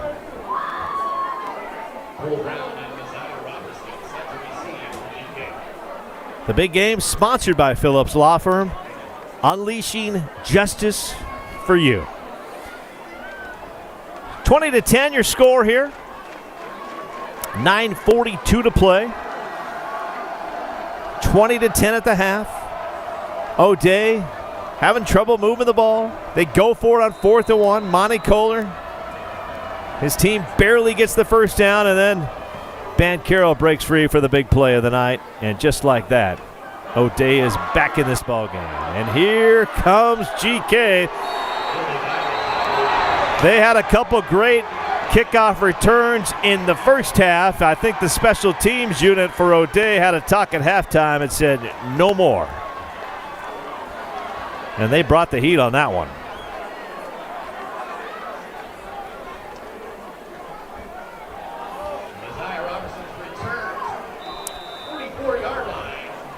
Art Crate Field. located in Spanaway, beautiful Spanaway. Actually on the campus of Bethel High School, Graham-Kapowsin High School, just a couple miles away. Helmets are flying, bodies are moving, and AJ picks up a few yards.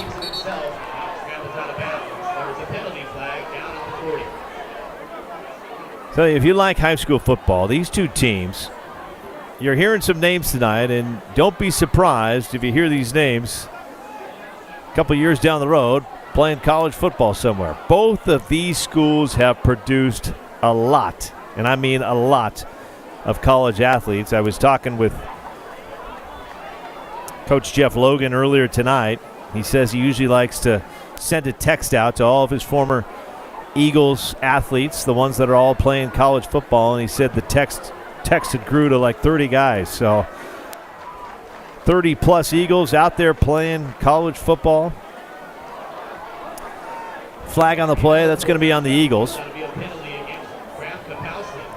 It's going to bring the ball back a little bit. End of the half. The Eagles had the momentum. Things changing just a little bit here in the third quarter. Jeff Logan, head coach for the Eagles, shouting some words to the officials. I don't know if he's happy with that call. What a job he's done, though, taking over this program. Eric Curley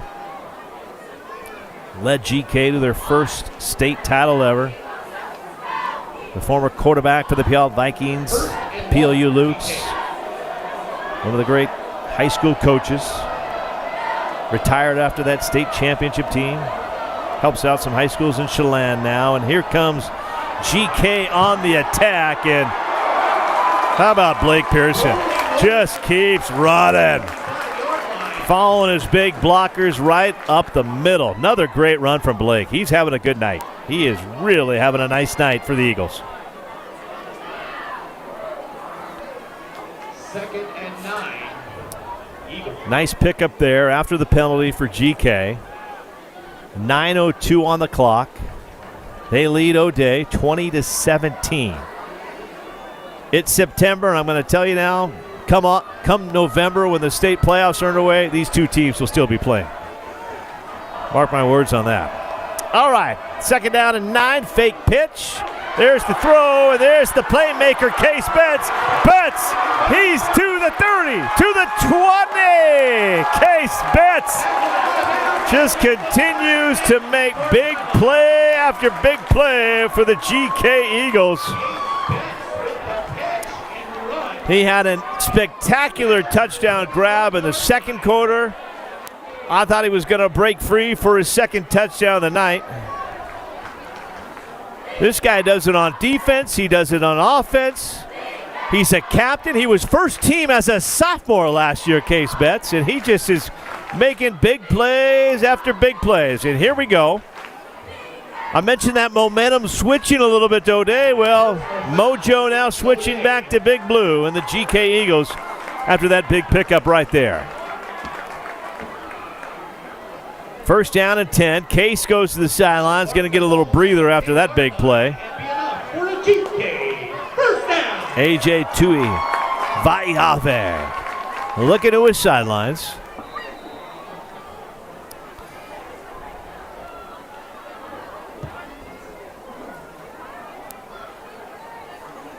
.8:34 to play. Coming to you from Art Crate Field, home of the GK Eagles, and also Bethel High School as well. All right, 1st down and 10. And going to the corner of the end zone again. Oh, mama! He almost had Jace Hollis for another touchdown. Looked like almost the same exact route they went to Case Betts on in the second quarter. He was looking for Jace on that one. Jace could not hold on. That's going to bring up 2nd down and 10 for the Eagles.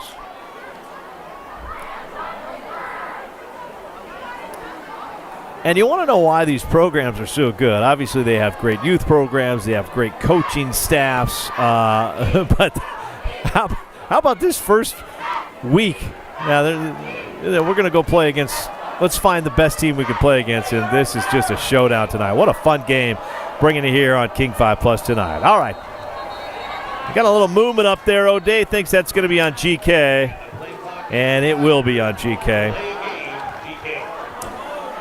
A delay of game on the Eagles.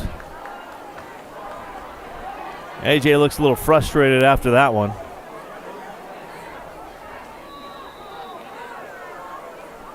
Colton Brown checking out of the game. Checking back in, Jace Hollis for the Eagles. All right, the O'Dea defense needs to step up. Let's see if they can do that right here. They would hate to give up a touchdown. And going to the handoff as Blake Pearson gets it. Nice run, shakes one tackle, shakes a second tackle. Blake Pearson! I'm not going down tonight. What a run from Blake, shaking 3 tackles, taken out on the 1-yard line. And that is just smash mouth football.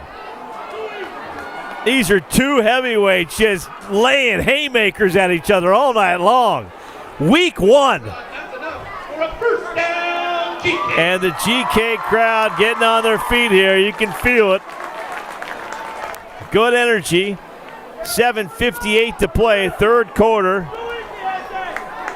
AJ. We got a keeper. And that's AJ on the keeper. Lost his helmet, kept the football. And that is a touchdown. His second of the night.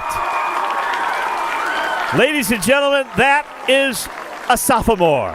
He looks like a super senior the way he plays, but A.J. Will and his team down the field had a big play with Case Betts. Blake Pearson with a huge run. And then they get the ball to the quarterback, said, hey, it's in your hands. Do what you do. And he rumbled in there. Lost his helmet, but kept the football and got the touchdown. It is a touchdown. A.J. talking with his coaches. The touchdown is good. Touchdown is good. Penalty after the play. 26-17 your current score. GK will now line up for the extra point.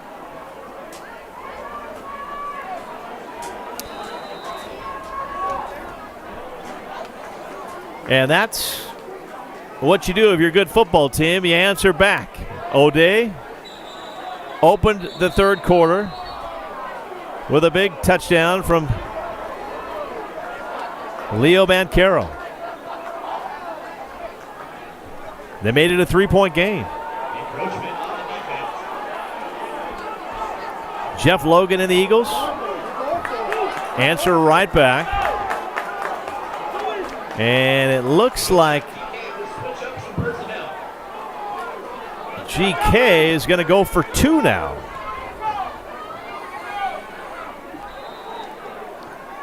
I'm not a math major, but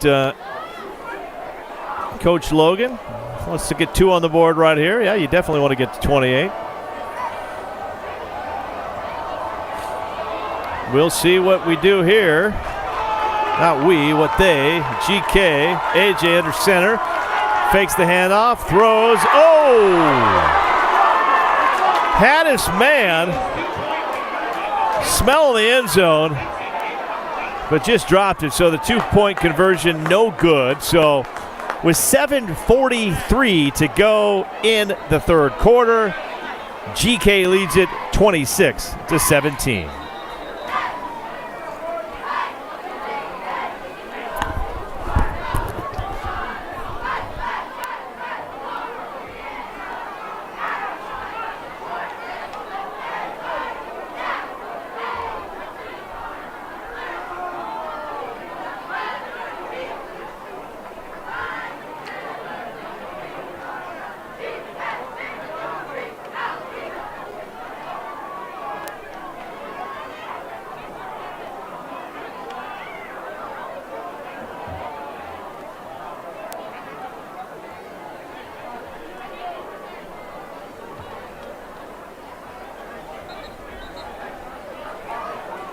All right, with 7:43 to play in the third quarter.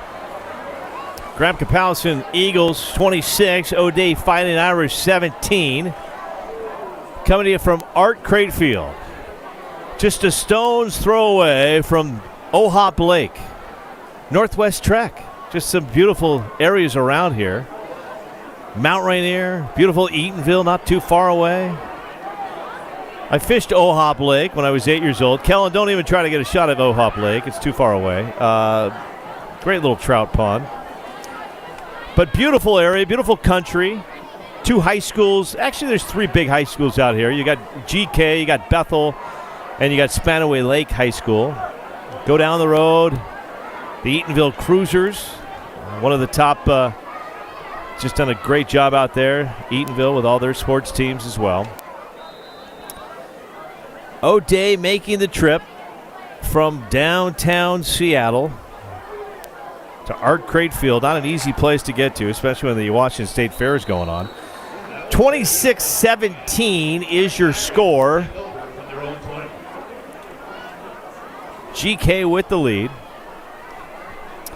And once again, if you're just joining us, the O'Dea Fighting Irish, their starting quarterback, Hutton Leverett, left in the first quarter. We'll need to get some more information, but we believe it was an injury of some sort. Todd Millis, who joined us, says you saw him up on the getting worked on a little bit. Didn't think it was too serious. So freshman quarterback for O'Dea, Elias Moimoy, taking over the duties. A freshman. What a spot to put himself into. But this is a freshman that these Graham-Kapowsin Eagles know very well. He played on the Little Eagles team. He was set to come to Graham-Kapowsin, but when you've got a quarterback by the name of A.J. Tuivasa-Ave, it's a good chance you're probably not going to play a whole lot. And so Elias made the transfer to O'Dea. Hutton Leverett, a very good quarterback, a senior. Probably didn't expect to play tonight, but left the game in the first quarter, and the freshman has taken over. Pitch out there to Uriah Stringfield. Picks up a couple yards. We'll see if O'Dea. They came out, opened the third quarter with a touchdown. Bancaro, 60-plus yards.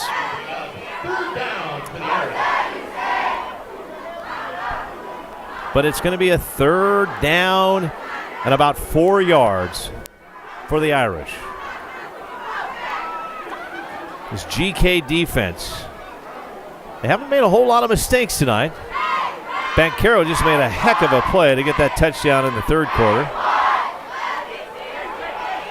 Rolling out, the freshman throwing, and that's probably going to be some. And no flag. Everybody at O'Dea wants it, and they're not going to get it.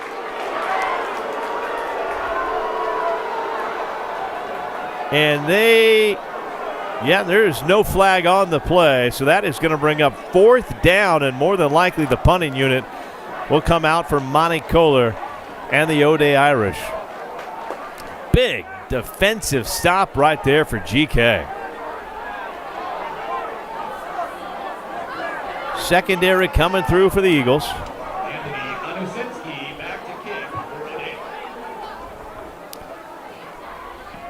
And nobody back for GK. They're just going to let this one. It's going to take a little O'Dea hop, and they're going to touch it down around the 29-yard line. So good defensive stop for the Eagles.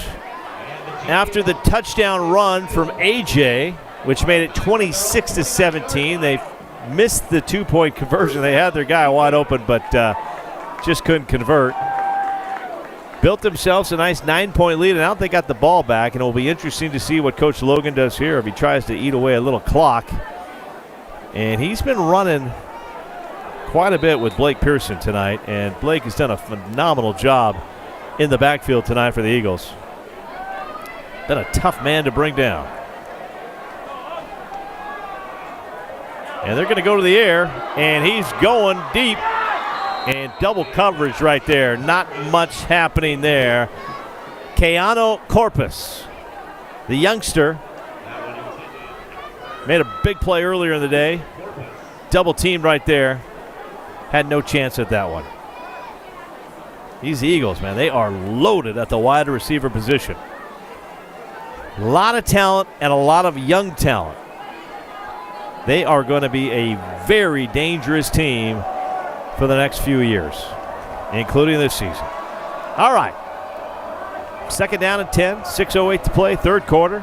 AJ bobbles it a little bit, rolls out, fires deep, nobody there.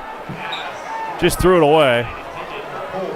Colton Brown about the only one near that ball, but I think AJ just had to get rid of it. Bring up 3rd and 10 for GK.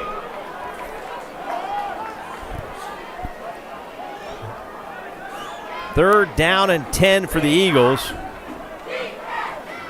The Irish defense needed a big stop here, and they are one play away from getting the ball back. 3rd down and 10. Trips to the left for the Eagles. AJ finds Jace Hollis. Hollis has the 1st down and some change, and a flag comes down. We got a little pushing and shoving, little talking. Coach is doing a great job. Give kudos to the GK coaching staff right there that said, Jace, come on over. We're not doing this. We're not doing this. That's going to be probably a flag on O'Dea. A little too much touching once the play was dead. Great play call from GK. They had trips to the left. Jace was solo on the right. Went with Jace. He got the 1st down and some change. Got to the sideline. His helmet flew off. Officials are talking about it. His crew's doing a great job tonight. Sometimes in these first games, you don't get a great effort for them. This crew has been on fire tonight. They're doing a really good job talking things through. All right, let's see what we get from the official here.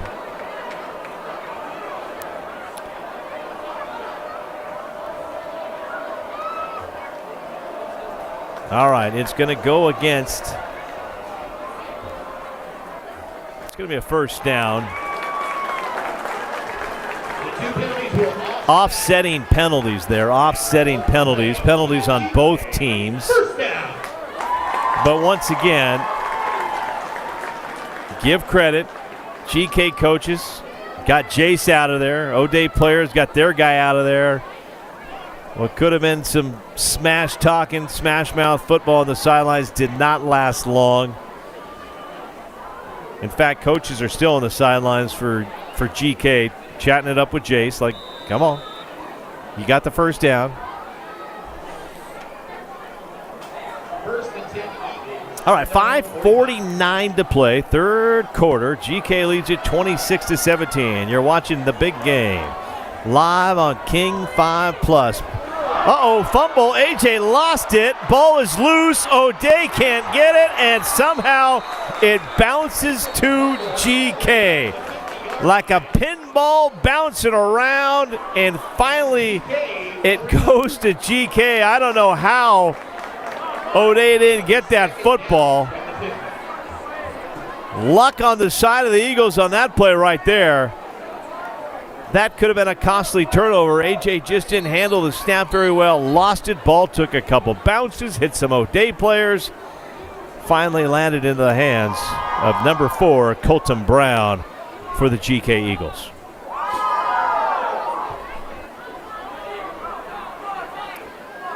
For you history buffs out there, King 5 TV, it's been around a long time.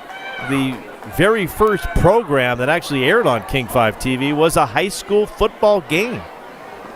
A high school football game started things out for King 5 TV, which has just become a powerhouse in the Pacific Northwest. The home team doing so much for the community, the newscast, the great crews that have worked at King 5 over the years. But the very first broadcast ever was a high school football game. And how about this? We are back. High school football is back and bigger and better than ever. That's Case Betts with the catch. And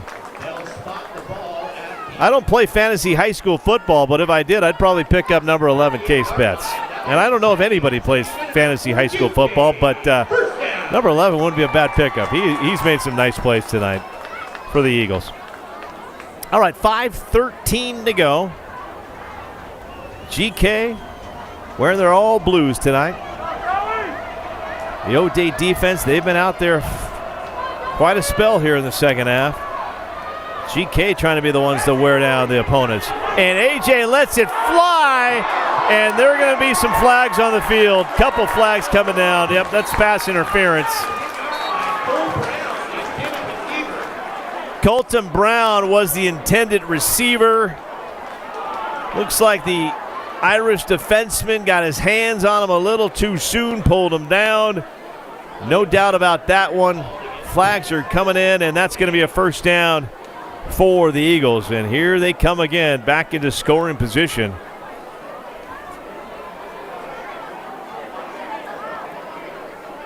Jeff Logan just calling all the right calls here in the second half.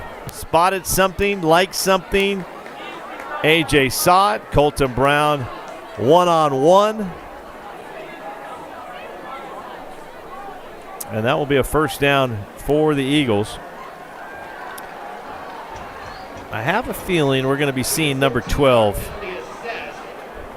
Blake Pearson, getting a little ball, getting the rock right here. We haven't seen Blake for a few plays. We'll wear down some clock, wear down the line, and there, a little fake pitch to Pearson. AJ keeps it. AJ's got some room, shakes and bakes, goes down, picks up 6 to 7 yards, and this kid, once again, just does not play like a sophomore at all. At all. Last year, huge game, Curtis High School. Place was packed to the rafters, probably sold out. And he was a freshman last year and did not play like it against some very good Curtis Vikings. And he's doing it again tonight, coming out his sophomore season and looking very good. 2nd and 3, 4:26 to go, third quarter. Big game. AJ going to the corner of the end zone, and touchdown, Eagles! Jace Hollis with the touchdown. And here's where you must be concerned if you are a head coach in the SPSL and you're going to face the GK Eagles. They have a lot of weapons. AJ has so many weapons he can go to. He can run it himself, but we have seen it tonight. Case Betts, Colton Brown, Jace Hollis, all three of them playmakers, and all three of them have had big plays tonight.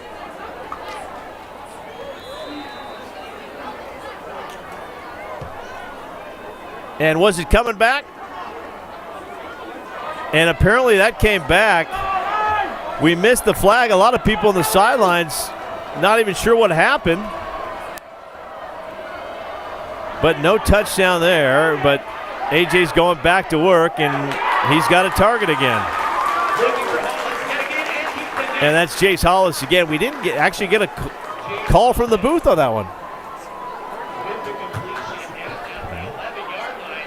Apparently our sideline aficionado Aiden is telling me out of bounds on that play. So that was no touchdown to Jace. My apologies to all of you watching on the King 5 Plus streaming app, brought to you by Phillips Law Firm.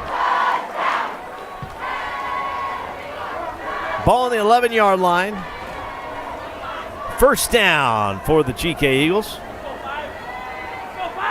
AJ rolls out. AJ looks. And that is broken up right there. Nice little play on defense from O'Dea. Rafton Clark III breaks up the pass right there.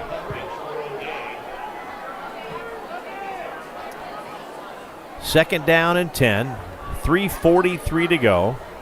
26 to 17. If you're just joining us, it was 20 to 10 at the half. Leo Bancaro, 60-plus yard touchdown, which made it a 20 to 17 game. GK went down the field. A.J. Tuivai Ave rumbled in for the touchdown to make it 26-17. Timeout. And that is going to be a timeout for GK, their first of the second half. Once again, your score from Art Crate Field, 26-17. Timeout, Eagles.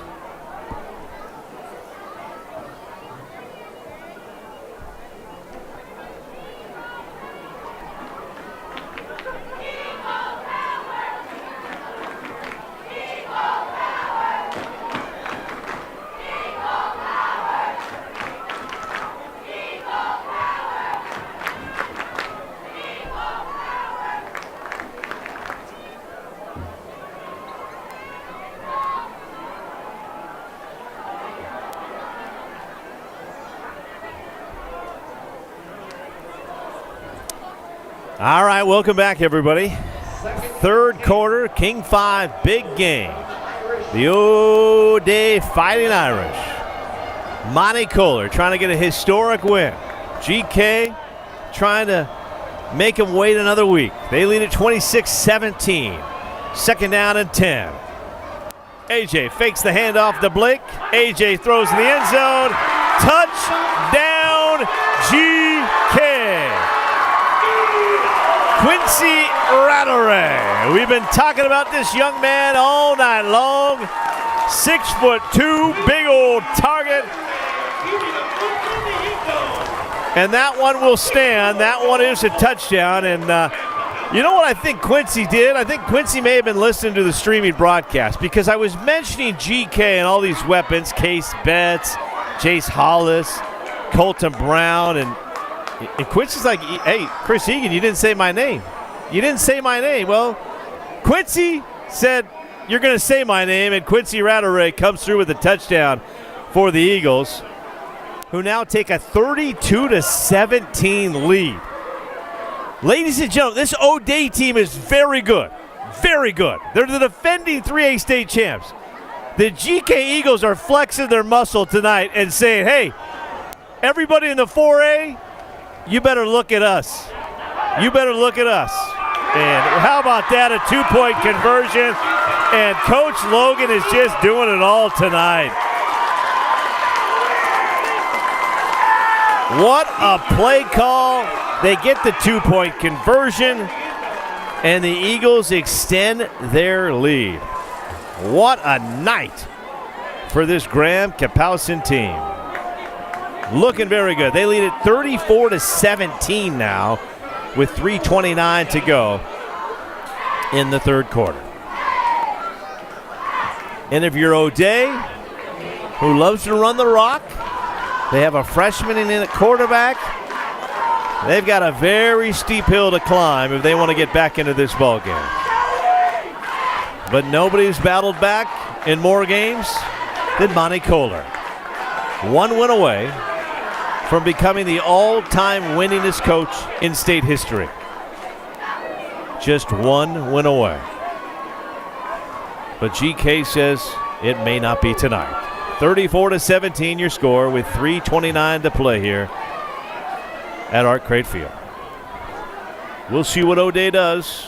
We'll see what Monty's got up his sleeves as the Irish try to battle back into this game. They will need to score on this next drive, though, to get back into it. But what a drive from the Eagles. Quincy Rattray with the touchdown. AJ scrambling for his life, getting some big plays from Colton Brown, Case Betts, Jace Hollis. And there's the O'Dea staff keeping their team calm and cool, talking it over. It's games like this that just make you better when you get into October, November, when the season's on the line. What an invaluable playing experience tonight for that freshman quarterback.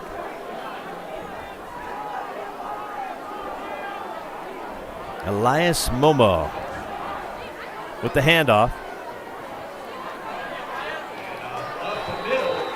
And there are about 6 Eagles on the stop right there.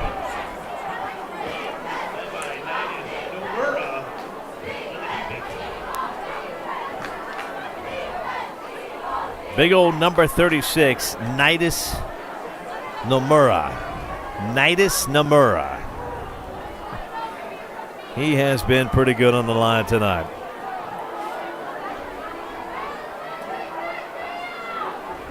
Freshman dropping back, wants to go to the air, and that's what he do. Almost picked off. Quincy Rattray is having a day. Quincy doing it on offense, doing it on defense, bats that down, which is going to bring up 3rd down and 7 for O'Dea. Tough to get over those 6'2" arms of Quincy. 3rd down and 7. The big game coming to you live on the King 5 Plus streaming app. I'd say download it, but if you're watching, you already have. 3rd down 7. They need a play. And in and out of the hands of David Schwartzel. David Schwartzel, one of the leaders of this O'Dea team. And the GK Boom Squad bringing us the old Butterfingers chant. Doesn't seem to be bothering David Schwartzel. He's got a state championship ring, and he has been a big part of that O'Dea success. And I have a good feeling that David will be making plenty of catches throughout this season. 2:41 to go. O'Dea bringing out their punting unit. Big stop there for the Eagles.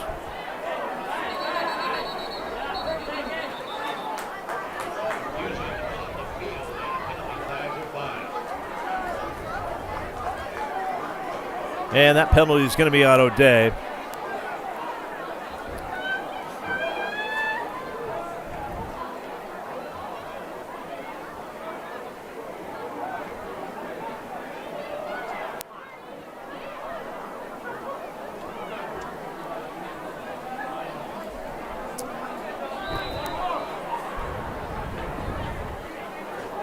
O'Dea punting here. It looked like they were grabbing a little of the momentum back. They start the 3rd quarter by getting a 1st down on a big 4th and 1 play. It was a play that the GK crowd was questioning whether they got the 1st down. Then they go to Leo Bancaro, takes it 60-plus yards to make it a 3-point game. It was 20-17. It looked like the momentum was back with the Irish. But then GK answered back with a huge touchdown drive. AJ diving in, getting the TD, lost his helmet, didn't lose the ball. And then GK gets it back. Defense does their job. Quincy Rattray with a great touchdown catch for the Eagles. And that's where we're at right now, 34-17.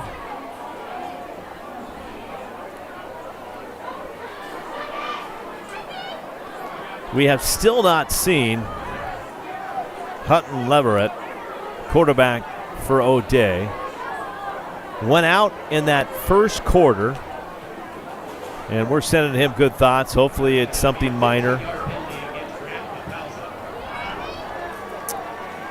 This is an O'Dea team. They're not going to have their heads down for long, and we still got a full quarter of football to go, and I know Monty Kohler's going to find a way to get this team back in the momentum on their side.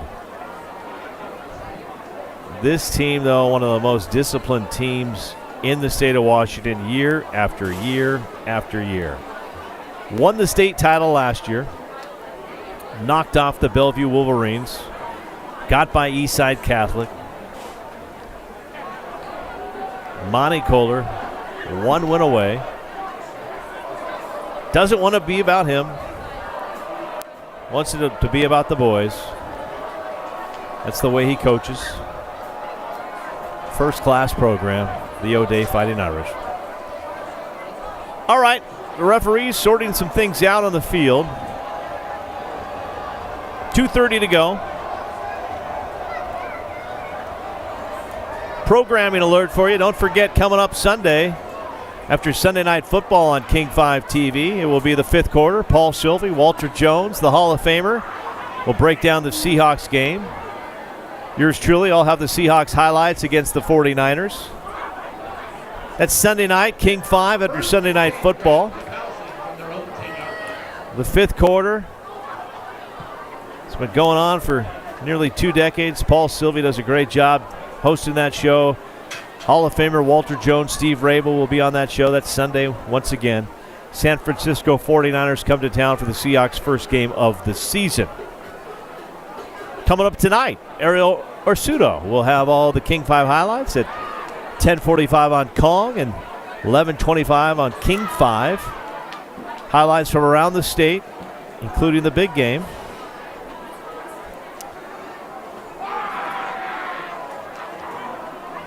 And I have, just going to be honest, have absolutely no idea what they're working on right now. So sometimes honesty is the best thing to do. And they are like measuring this thing out. And I think we finally got it figured out what's going on. The crew's done a heck of a job. I'm going to blame the play-by-play announcer for not knowing what was going on there. It was a 15-yard penalty against GK, and we finally sorted out where the ball needs to be. All right, there's the handoff. Blake Pearson gets it, and I have a feeling GK is going to run the ball a little bit and take a little time off the clock here. But every time I say that, AJ goes to the air.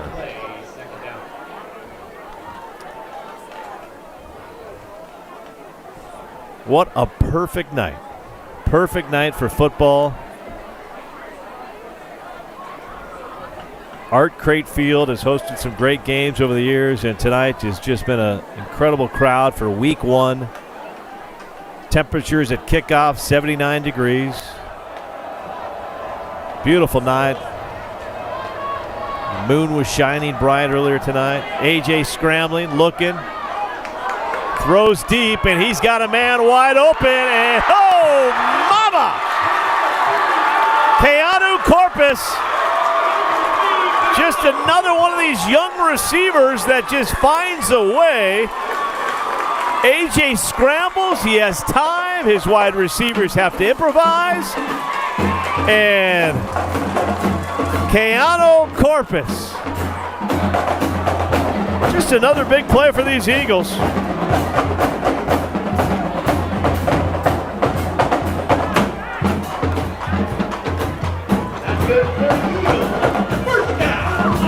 And we've been talking about AJ, the super sophomore. Keanu is just a freshman. Just a freshman. Just a 9th grader. He may not even have his driver's permit at this point, but he's making big plays on the big game. AJ lets it fly. He's got a man. Oh, in and out of the hands of Case Betts. And you don't see that a lot. He does not drop a lot of balls, but oh my, this is a play-making team. So many weapons out there. I'd actually advise that anybody that's a safety or a defensive back for another team in SPSL to maybe stop watching, because it may make you too nervous to try to, how are we going to stop this team? I don't know how you do it. They have got a lot of weapons, and AJ is finding them tonight. Freshmen, sophomore, juniors. They only have 10 seniors on this GK squad. 2nd down and 10. Another big play, another first down.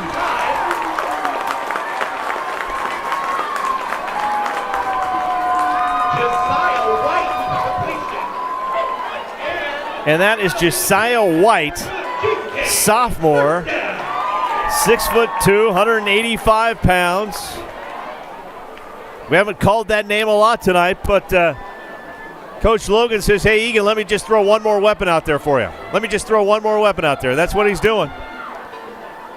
38 seconds to go here in the third quarter, 34-17.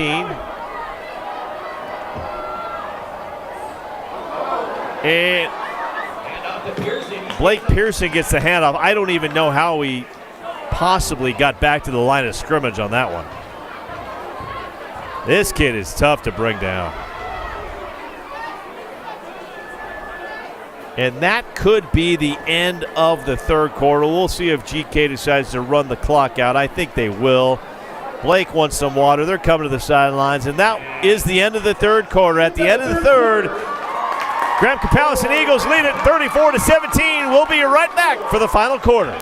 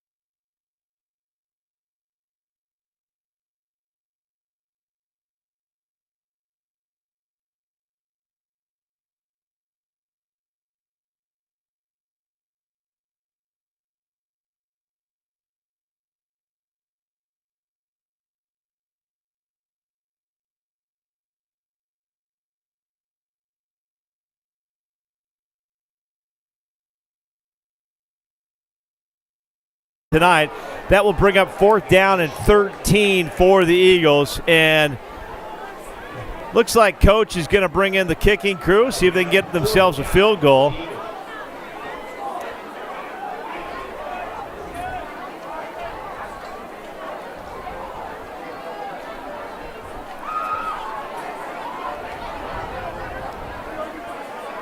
And if GK can showcase that they've got a good kicking crew, then oh my goodness, this team has all the weapons.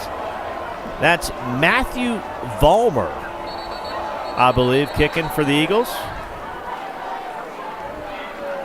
False start, GK. False start, GK. Gonna make this a little tougher for Matthew. Matthew Vollmer, 5'10", 155 pounds. And I think that may knock it out of field goal range. Yeah, Jeff Logan says, nah, we're not going to try that anymore.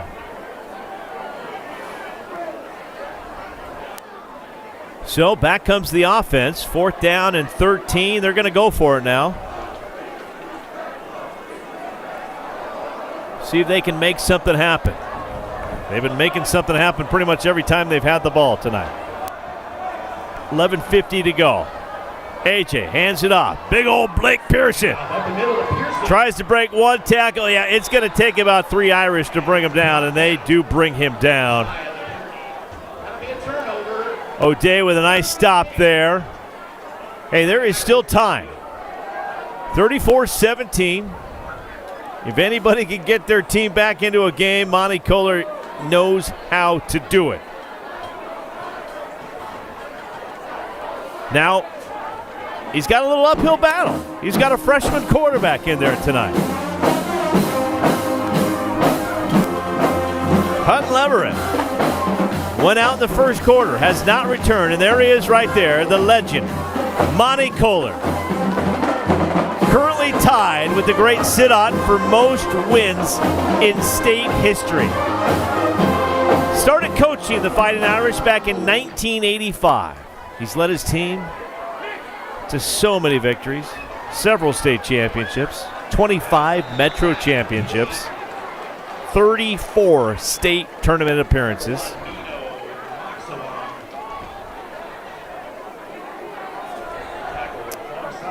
Will he be able to get the big victory tonight that moves him by himself as the winningest coach? If so, his team has some work ahead of him. Down 34-17. 11:18 to go. Handoff, just a couple yards to be had.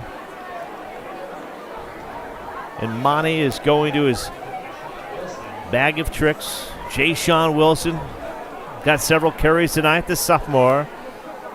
With the carry there, picks up just a couple yards.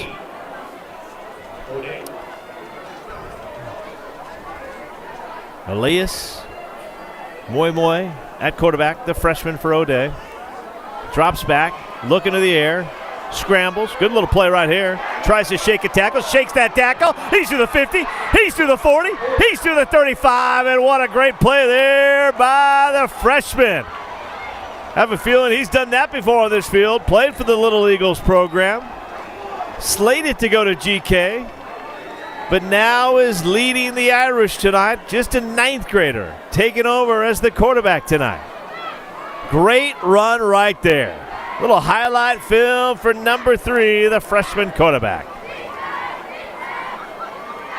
Clark comes into the game, gives some words, some advice to the freshman. Max Speller lining up behind him. Handoff.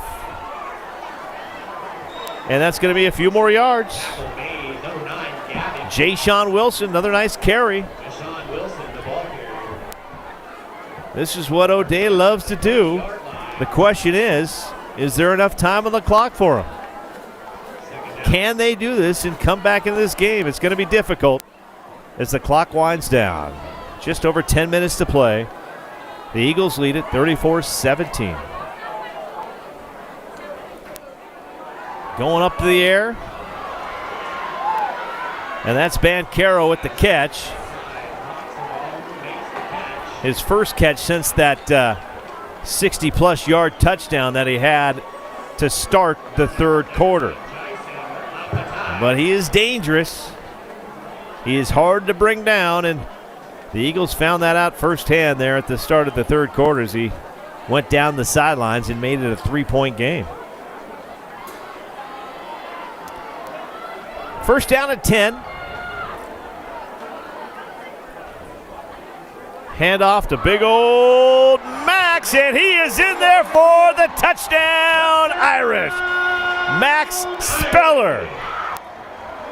Big touchdown run right there. Bancaro had the play before that. Speller does what he can do, rumbles in for the touchdown. And hang on, says Monty Kohler. We're not done yet. Your score now 34-23. O'Dea's going to get the extra point, try to make this just a 10-point game, 2-possession game.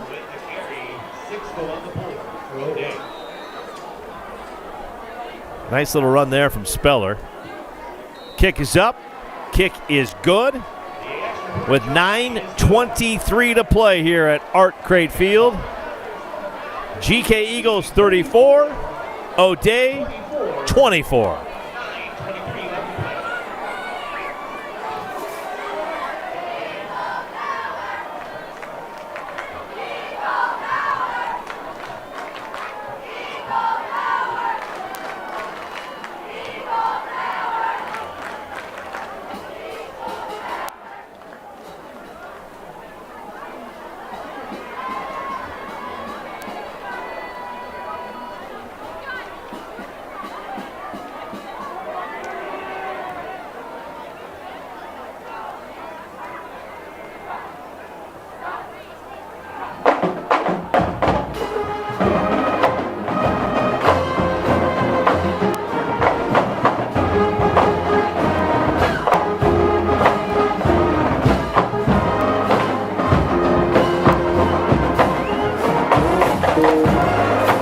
Well, welcome to Big Game Football. It is back and coming to you bigger and better than ever.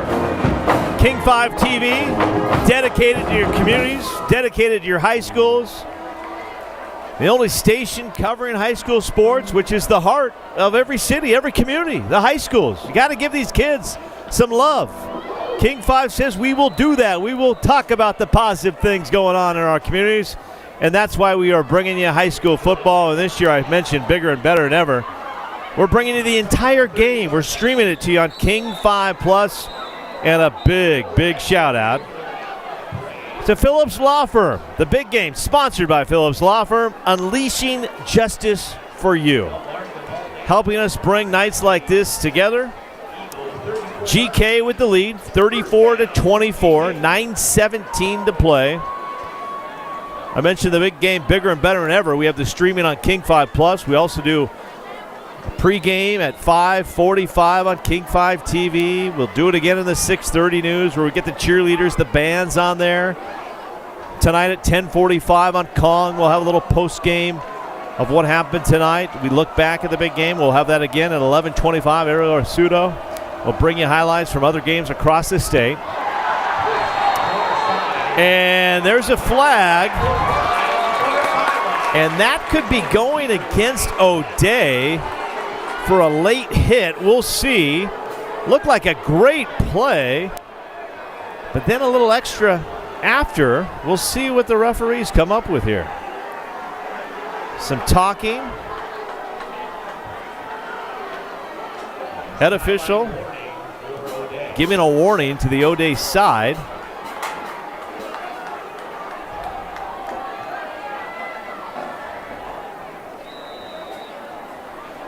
And it looks like no flags. There was a flag. They pulled it off the field. 2nd down and 10.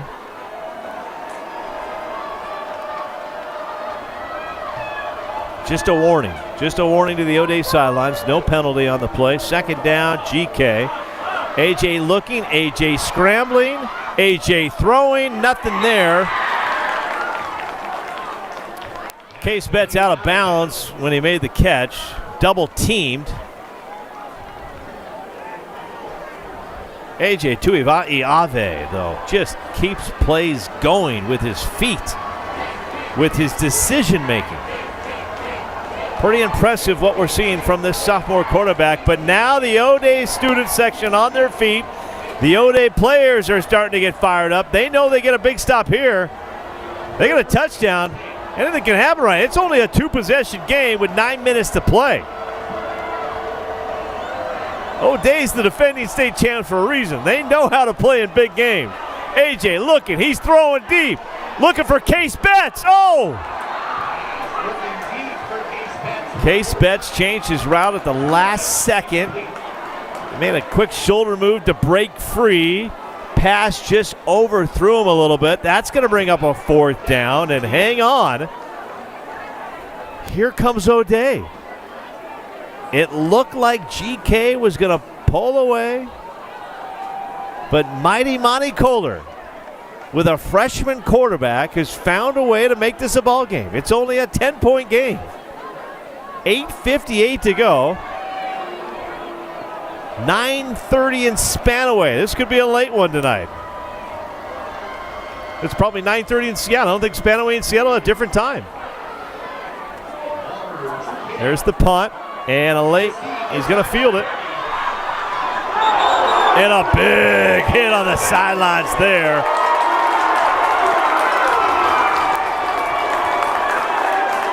And GK trying to make a statement, but the team making the statement right now is O'Dea, who's all of a sudden back into this ball game. Nobody is left, Art Crate. Standing room only on the GK side.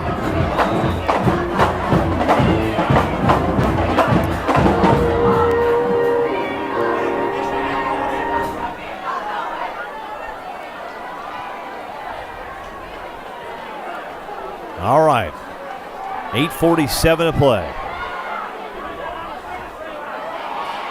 And up the middle for a big pickup right there, Uriah Stringfield. Picking up where he left off during the state tournament last year. Stringfield stringing together a nice run right there. 1st down for the Irish. And there's a, looking at the parent section of GK, a little bit of worry. The hands are now up on the, little concern because it looks like O'Dea is starting to get a little momentum here. Let's see if this GK defense can come up with a big stop. Elias Moimwe pitches to Stringfield. Stringfield needs 2 GK tacklers to bring him down, and he is running with a little extra energy right now. Stringfield with his neon fluorescent gloves. You can't miss him down there. He is running hard tonight. And I don't know what Monty Kohler told his boys on the sidelines, but they have turned it up a notch. And here comes the Fighting Irish. Ball in the 31. Handoff goes to number 9. That's Owen Bruskern. Owen Bruskern, the junior, getting the ball right there. That's what Monty will do. He'll throw a lot of running backs at you. We've seen 4 or 5 running backs tonight for O'Dea. 2nd down and 5. Handoff. Stringfield. Stringfield is down on the... Looks like he's down around the 14-yard line. 14-yard line, and Stringfield just continues to string together some nice runs for the Irish, and the offensive line is paving the way. Cyrus Baddington, Tavita Nonu, Griffin Matson, Kyler Harden, paving the way right now. 1st down and 10, 6:52 on the clock. And they're going to run it again with Stringfield. Stringfield shakes a tackle. Touchdown, Stringfield! Touchdown! And hang on.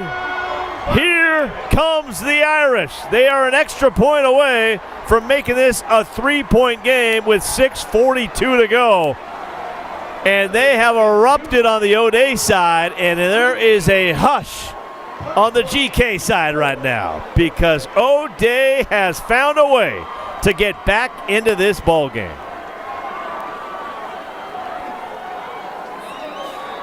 Monty Kohler, the magician, been coaching that Irish team since 1985. There he is right there. One of the all-time greats.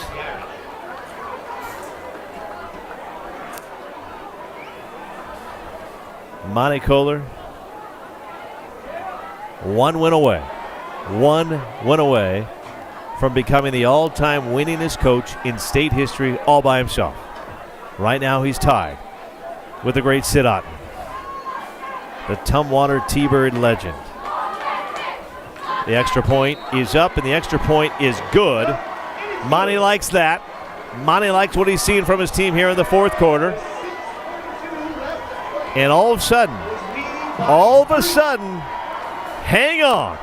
The big game has just got very, very interesting tonight. 34-31. What a game. And you're watching it live on King 5+. And there we go, the student section for the O'Dea Fighting Irish. Give those kids some credit making the journey tonight. Not an easy drive. Trust me, I've been taking it for 25 years. You got to go down I-5, down 167, battle traffic through Sumner. Then you got to get up through Meridian. You got to get out to Art Crate Field. Not an easy place to get to, but they made the trek tonight, and loving that energy tonight. GK Boom Squad's bringing it. The O'Dea Irish are bringing it tonight. What a fun night.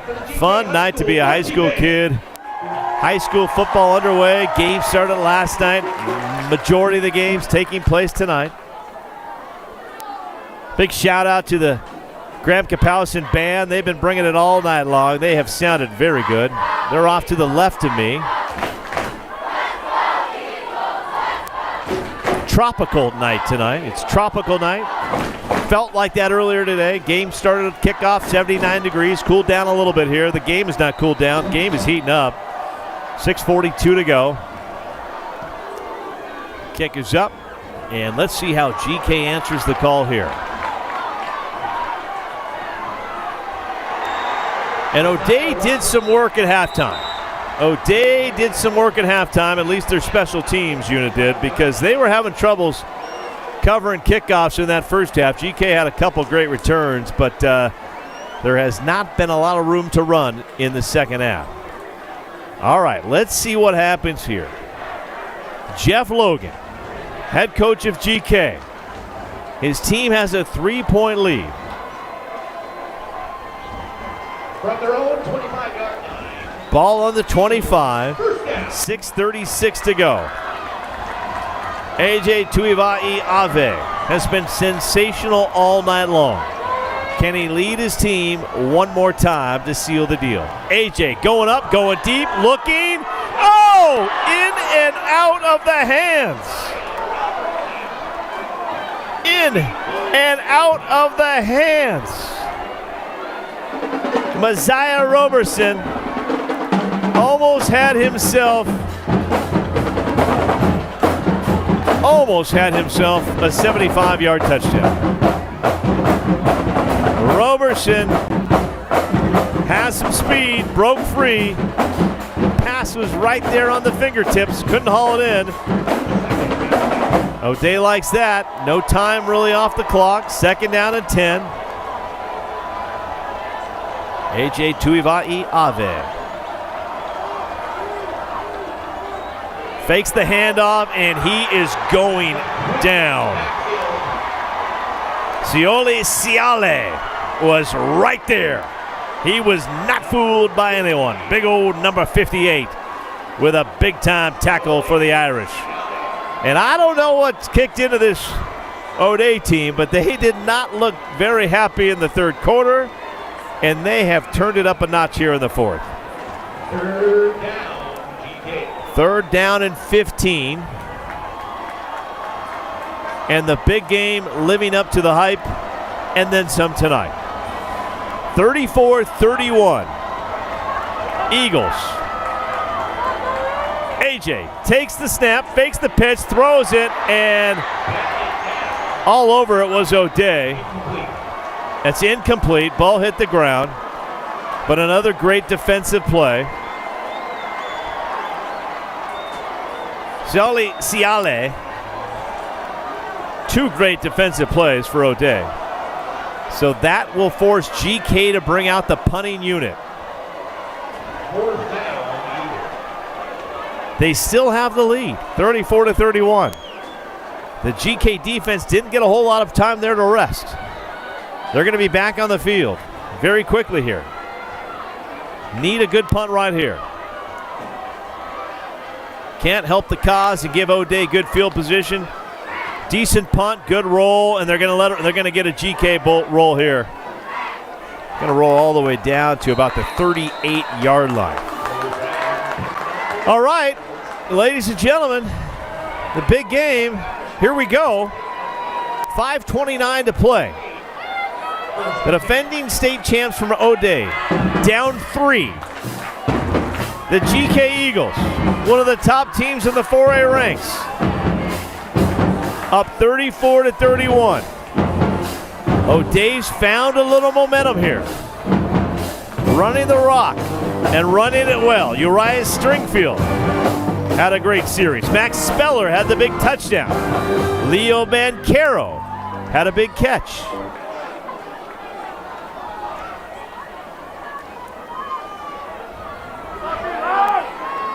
And the freshman quarterback with the handoff. It's Stringfield again in his neon fluorescent gloves.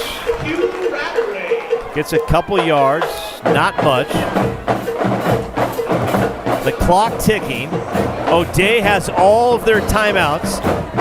They have 3. GK 2 timeouts remaining. Bancaro going out to the left side.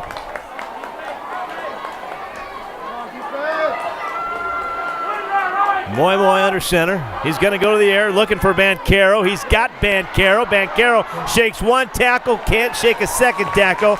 Picks up a few yards. That's going to bring up probably a 3rd down and 3. Another great catch from Bancaro. Big brother Paulo on hand tonight to watch this game. Doesn't get to see his brother play a whole lot of games, but he's here tonight. He helped O'Dea win a state title, not only in basketball, also in football. Big brother was a quarterback. 3rd down and 2. This is a big one for O'Dea. Handoff Stringfield, and he is stuffed. Big time defensive play there, and a name we've been calling all night long, Quincy Rattray. Having a day. Big tackle right there. Now it's decision time, everyone. 4th down and 2. 3:53 to go. Monty Kohler and history on the line right here.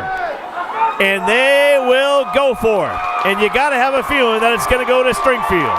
4th down and 2. Oh, and GK jumped. And they will get the first down. Penalty on the Eagles. And the Eagles have been so disciplined all night long. They have not made a lot of mistakes. First down.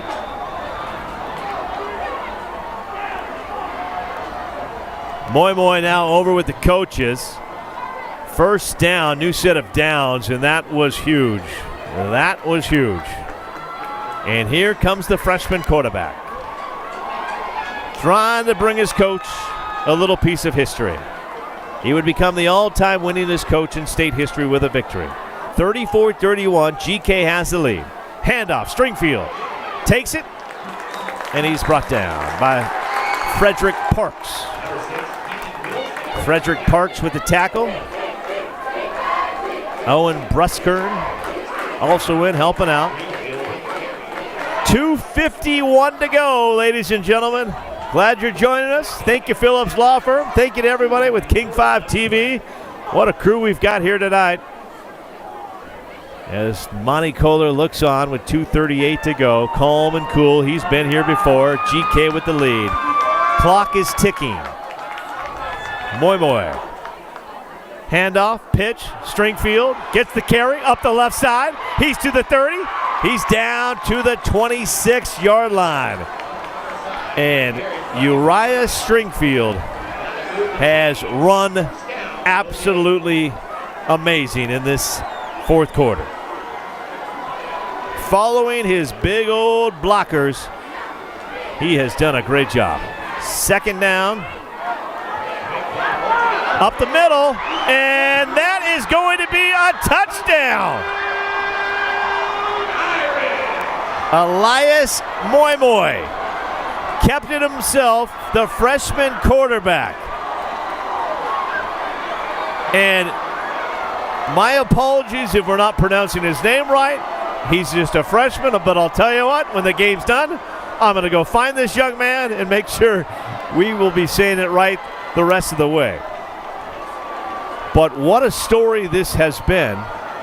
This young man, the backup quarterback, asked to take over after Hutton Leverett left. He's somebody that grew up watching GK football. He was in the Little Eagles program. He transfers to O'Dea, and now he has just led O'Dea to a 38-34 lead.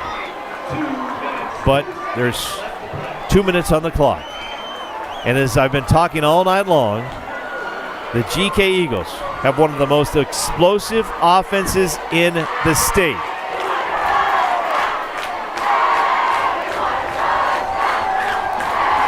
.202 to go. And if you're joining us on King 5 Plus, you are getting a dandy tonight. No room at the end here at Art Crate Field, so hopefully you're home in your comfy living room, in your sofa, rocking chair, wherever you may be across the great state of Washington, across wherever. Heck, we got relatives watching this game from all over the United States of America tonight, watching it on King 5 Plus, and they're getting a dandy. Did I mention it's for free, too? You don't have to pay. You don't have to go on those fancy apps. You don't have to give them your credit card. You just download the app. It's free. King 5 Plus. Thank you, Phillips Law Firm, for help us bring this to you. 38-34. What a game it's been tonight. What a comeback. It looked like O'Dea was down. They were out, but somehow they have bounced back to take the lead. 2 minutes to go. Let's see if GK can answer.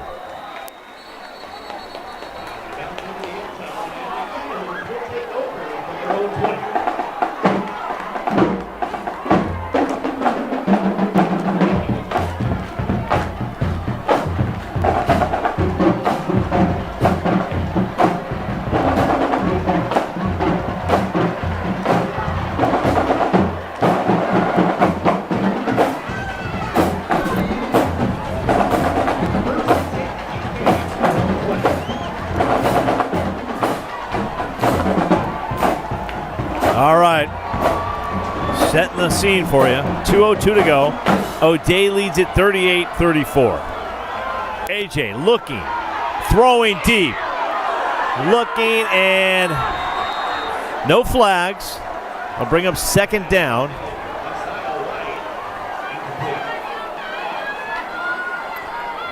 Second down for GK. The big game sponsored by Phillips Law Firm, unleashing justice for you. 1:56. The GK students on their feet, chanting, "Let's go Eagles." The band is on their feet. The O'Dea students are on their feet. Nobody has left Art Crate Field tonight. It is going to be fun trying to get out of here tonight. This place is packed. Week 1 heavyweight battle. AJ looking, shaking, throwing. He's got a man wide open. Case Betts. Did he get his feet in?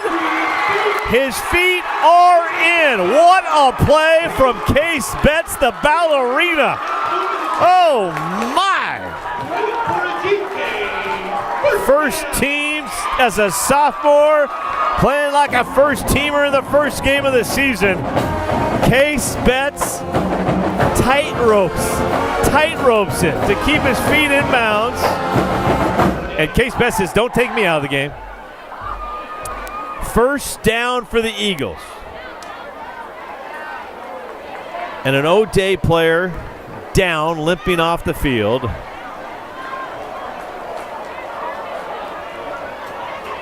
.147 to play. O'Dea leads it 38-34. GK with the ball. First down and 10. The boom squad is up. The parents are up. The band is up. Everybody up on their feet here from Art Crate Field. AJ looking, trying to shake a tackle. He's going to keep it himself. Picks up about 6 yards on the play. AJ Tuivai Ave. Great little keeper right there. GK has 2 timeouts remaining. O'Dea has all 3 of their timeouts.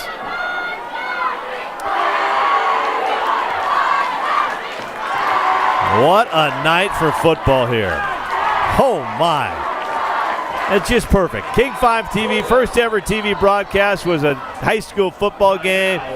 We've decided to start streaming games this year, the big game, and we're getting a dandy in week number 1. 1:17 to play.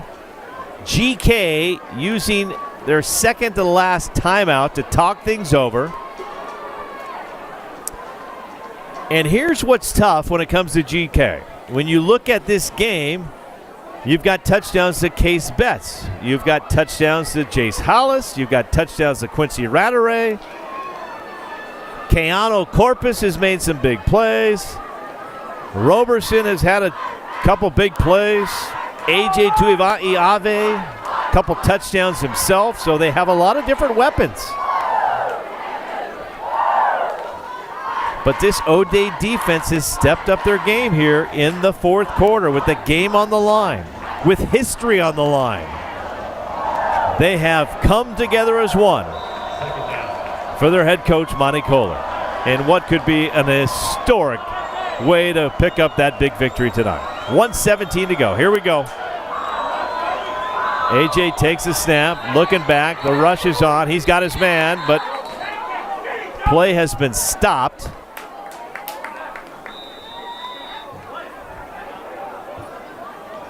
Timeout, O'Dea. A timeout was called apparently before the snap by O'Dea. Nobody seems to be arguing it, so snap must have happened just after the whistle there. O'Dea defense wants to talk things over. Big old 21, David Schwartzel. Just played a great game tonight. Gets a high five right there from Peyton Egan. Peyton Egan rushing the ball, playing defense. Frederick Parks, Owen Bruskern. A lot of guys doing a lot of things on this O'Dea team, playing offense and defense. All right, 1:17 to go, second down and 4. O'Dea has 2 timeouts remaining. GK 1 timeout remaining. AJ takes a snap. He's looking. He's got Case Betts. First down. And when in doubt, Case Betts seems to have an answer. Number 5 to number 11. Number 5 to number 11. We've seen that quite a bit tonight. Ball is on the 43-yard line. 43-yard line, I'd say. 43 and a little change. 1:13 to go. AJ looks over. O'Dea bringing the heat. AJ steps up, throws, got his man. Catch is made. Jace Hollis comes through with a first down. Ball now on the 28-yard line. We are getting a dandy tonight. What a game this has been. 2 heavyweights. Nobody wants this fight to end. The battle, it's going all the way to the finish line. 58 seconds and counting. 38-34, O'Dea has the lead. AJ looking, scrambling, throwing. And he's got his man, number 9. He's free, shake it, bake it. Is he in? He's down on the 1. Down on the 1. Down on the 1.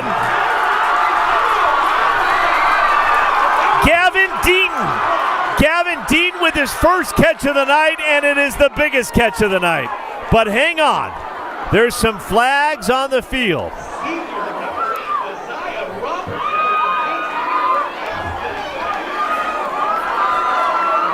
Or was that Roberson with the catch?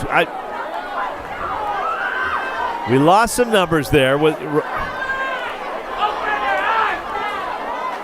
There's some flags, there's some conversations. The officials now asking the GK coaches to get off the sidelines. They gave a warning to O'Dea earlier. Now he wants GK to get off the field. Keeping control of this game. But here's the deal. Play stands, and they are keeping it on the 1-yard line. Here we go. AJ is going to keep it. AJ is in. Touchdown, and Art Cranefield is shaking right now. And they are going wild. They are going wild. I'm just going to let you listen in to the sounds of the GK Boom Squad.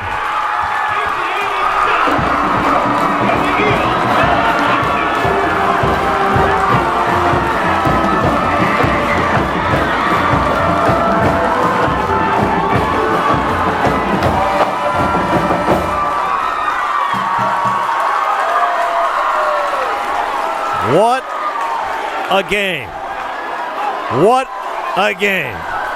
AJ Tuivai-Ave with his 3rd rushing touchdown of the night, and that may be his biggest rushing touchdown of his life as he gives the Eagles a 2-point lead in what has been an epic big game showdown. Now, extra point blocked. So what does that mean? Well, that means a field goal for O'Dea can win it now. It's 40-38, 35 seconds on the clock. O'Dea has a very good kicker. O'Dea has 2 timeouts. This game is not over.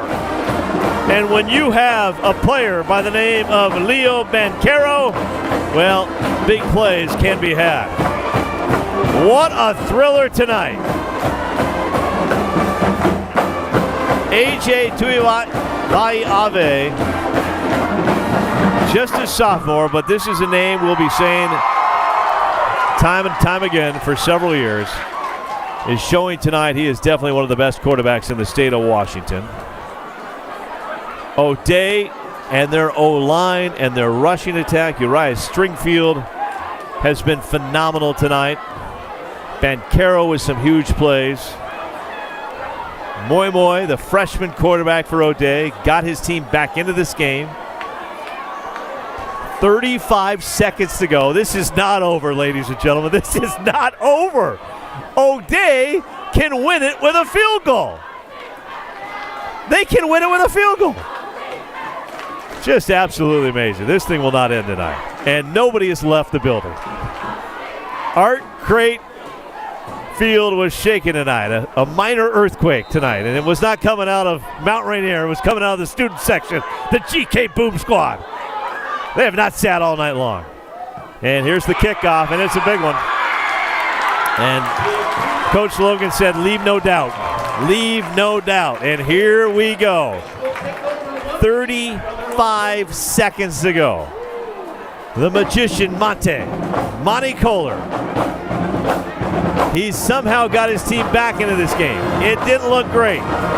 They took the lead. GK retook the lead. Making some final notes. How much credit do you give this freshman quarterback for O'Dea? What a way to learn. Hey, we're going to put you in against this great GK team, and it's going to come down to the wire. This is where you become a better football player, and he's done a phenomenal job. Monty keeping his team in this game. Here we go. 35 seconds. Now, O'Dea has 2 timeouts. They have 2 timeouts. Look for Stringfield. He's in the neon gloves. Look for Bancaro. Those are their big playmakers. Bancaro, bad snap. And GK thinks they've got it, and I think they do. And that will be the ball game. What? Just a bad snap.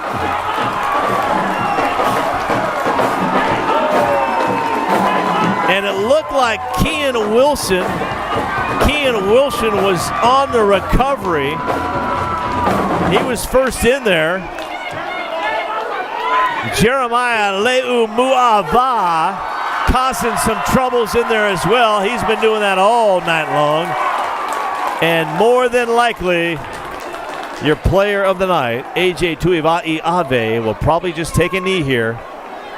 And the GK Eagles have just said to the rest of the state of Washington, you better watch out for us because we're very good. Because we already knew the O'Dea Fighting Irish were good. And the Eagles tonight said, we're going to be the team to beat. What a game tonight.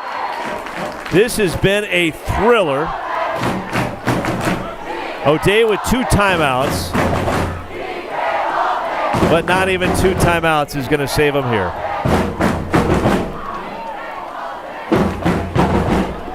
And the GK band, they have been sensational all night long. They have not sat once. They're on their feet. Big shout out to Big Game Kellen. I mean,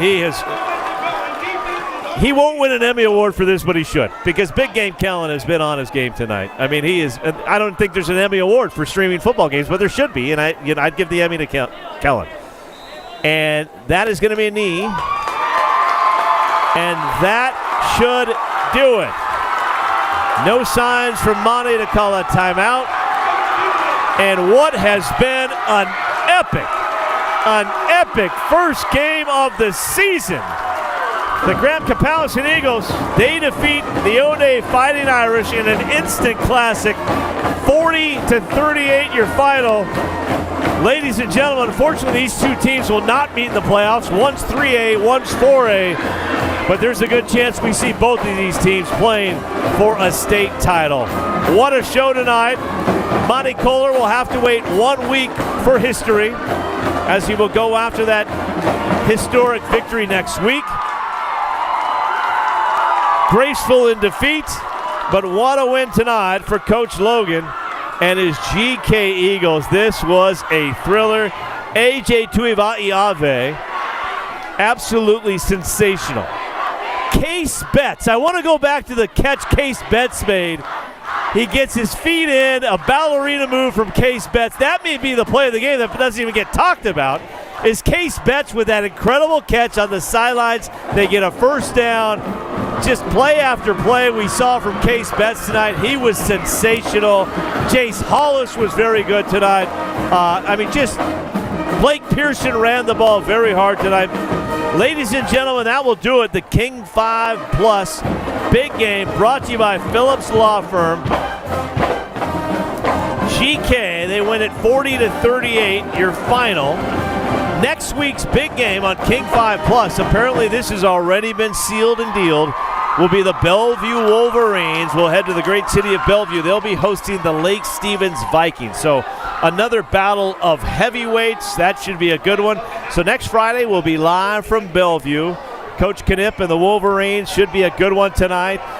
Next Friday night, you can watch that, download King 5. And here's the thing, is this game's on live on King 5 Plus. You can go back, you can watch it 20 times in a row. If I'm Case Betts, I'm watching that catch on the sidelines over and over again because it was absolutely amazing. And AJ Tuivasa-Abaye, I mean, I'm sorry, this guy's going to have college scouts coming after him left and right after tonight's performance. But congratulations to both teams. Great way to start the season.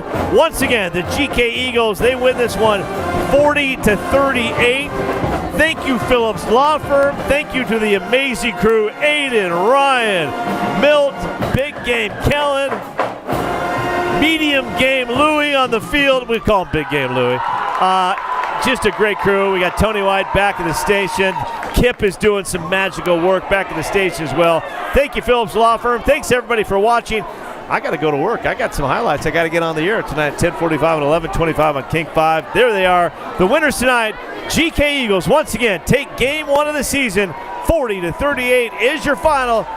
I'm Chris Egan. Thanks for watching, everybody. The Big Game is sponsored by Phillips Law Firm, unleashing justice for you.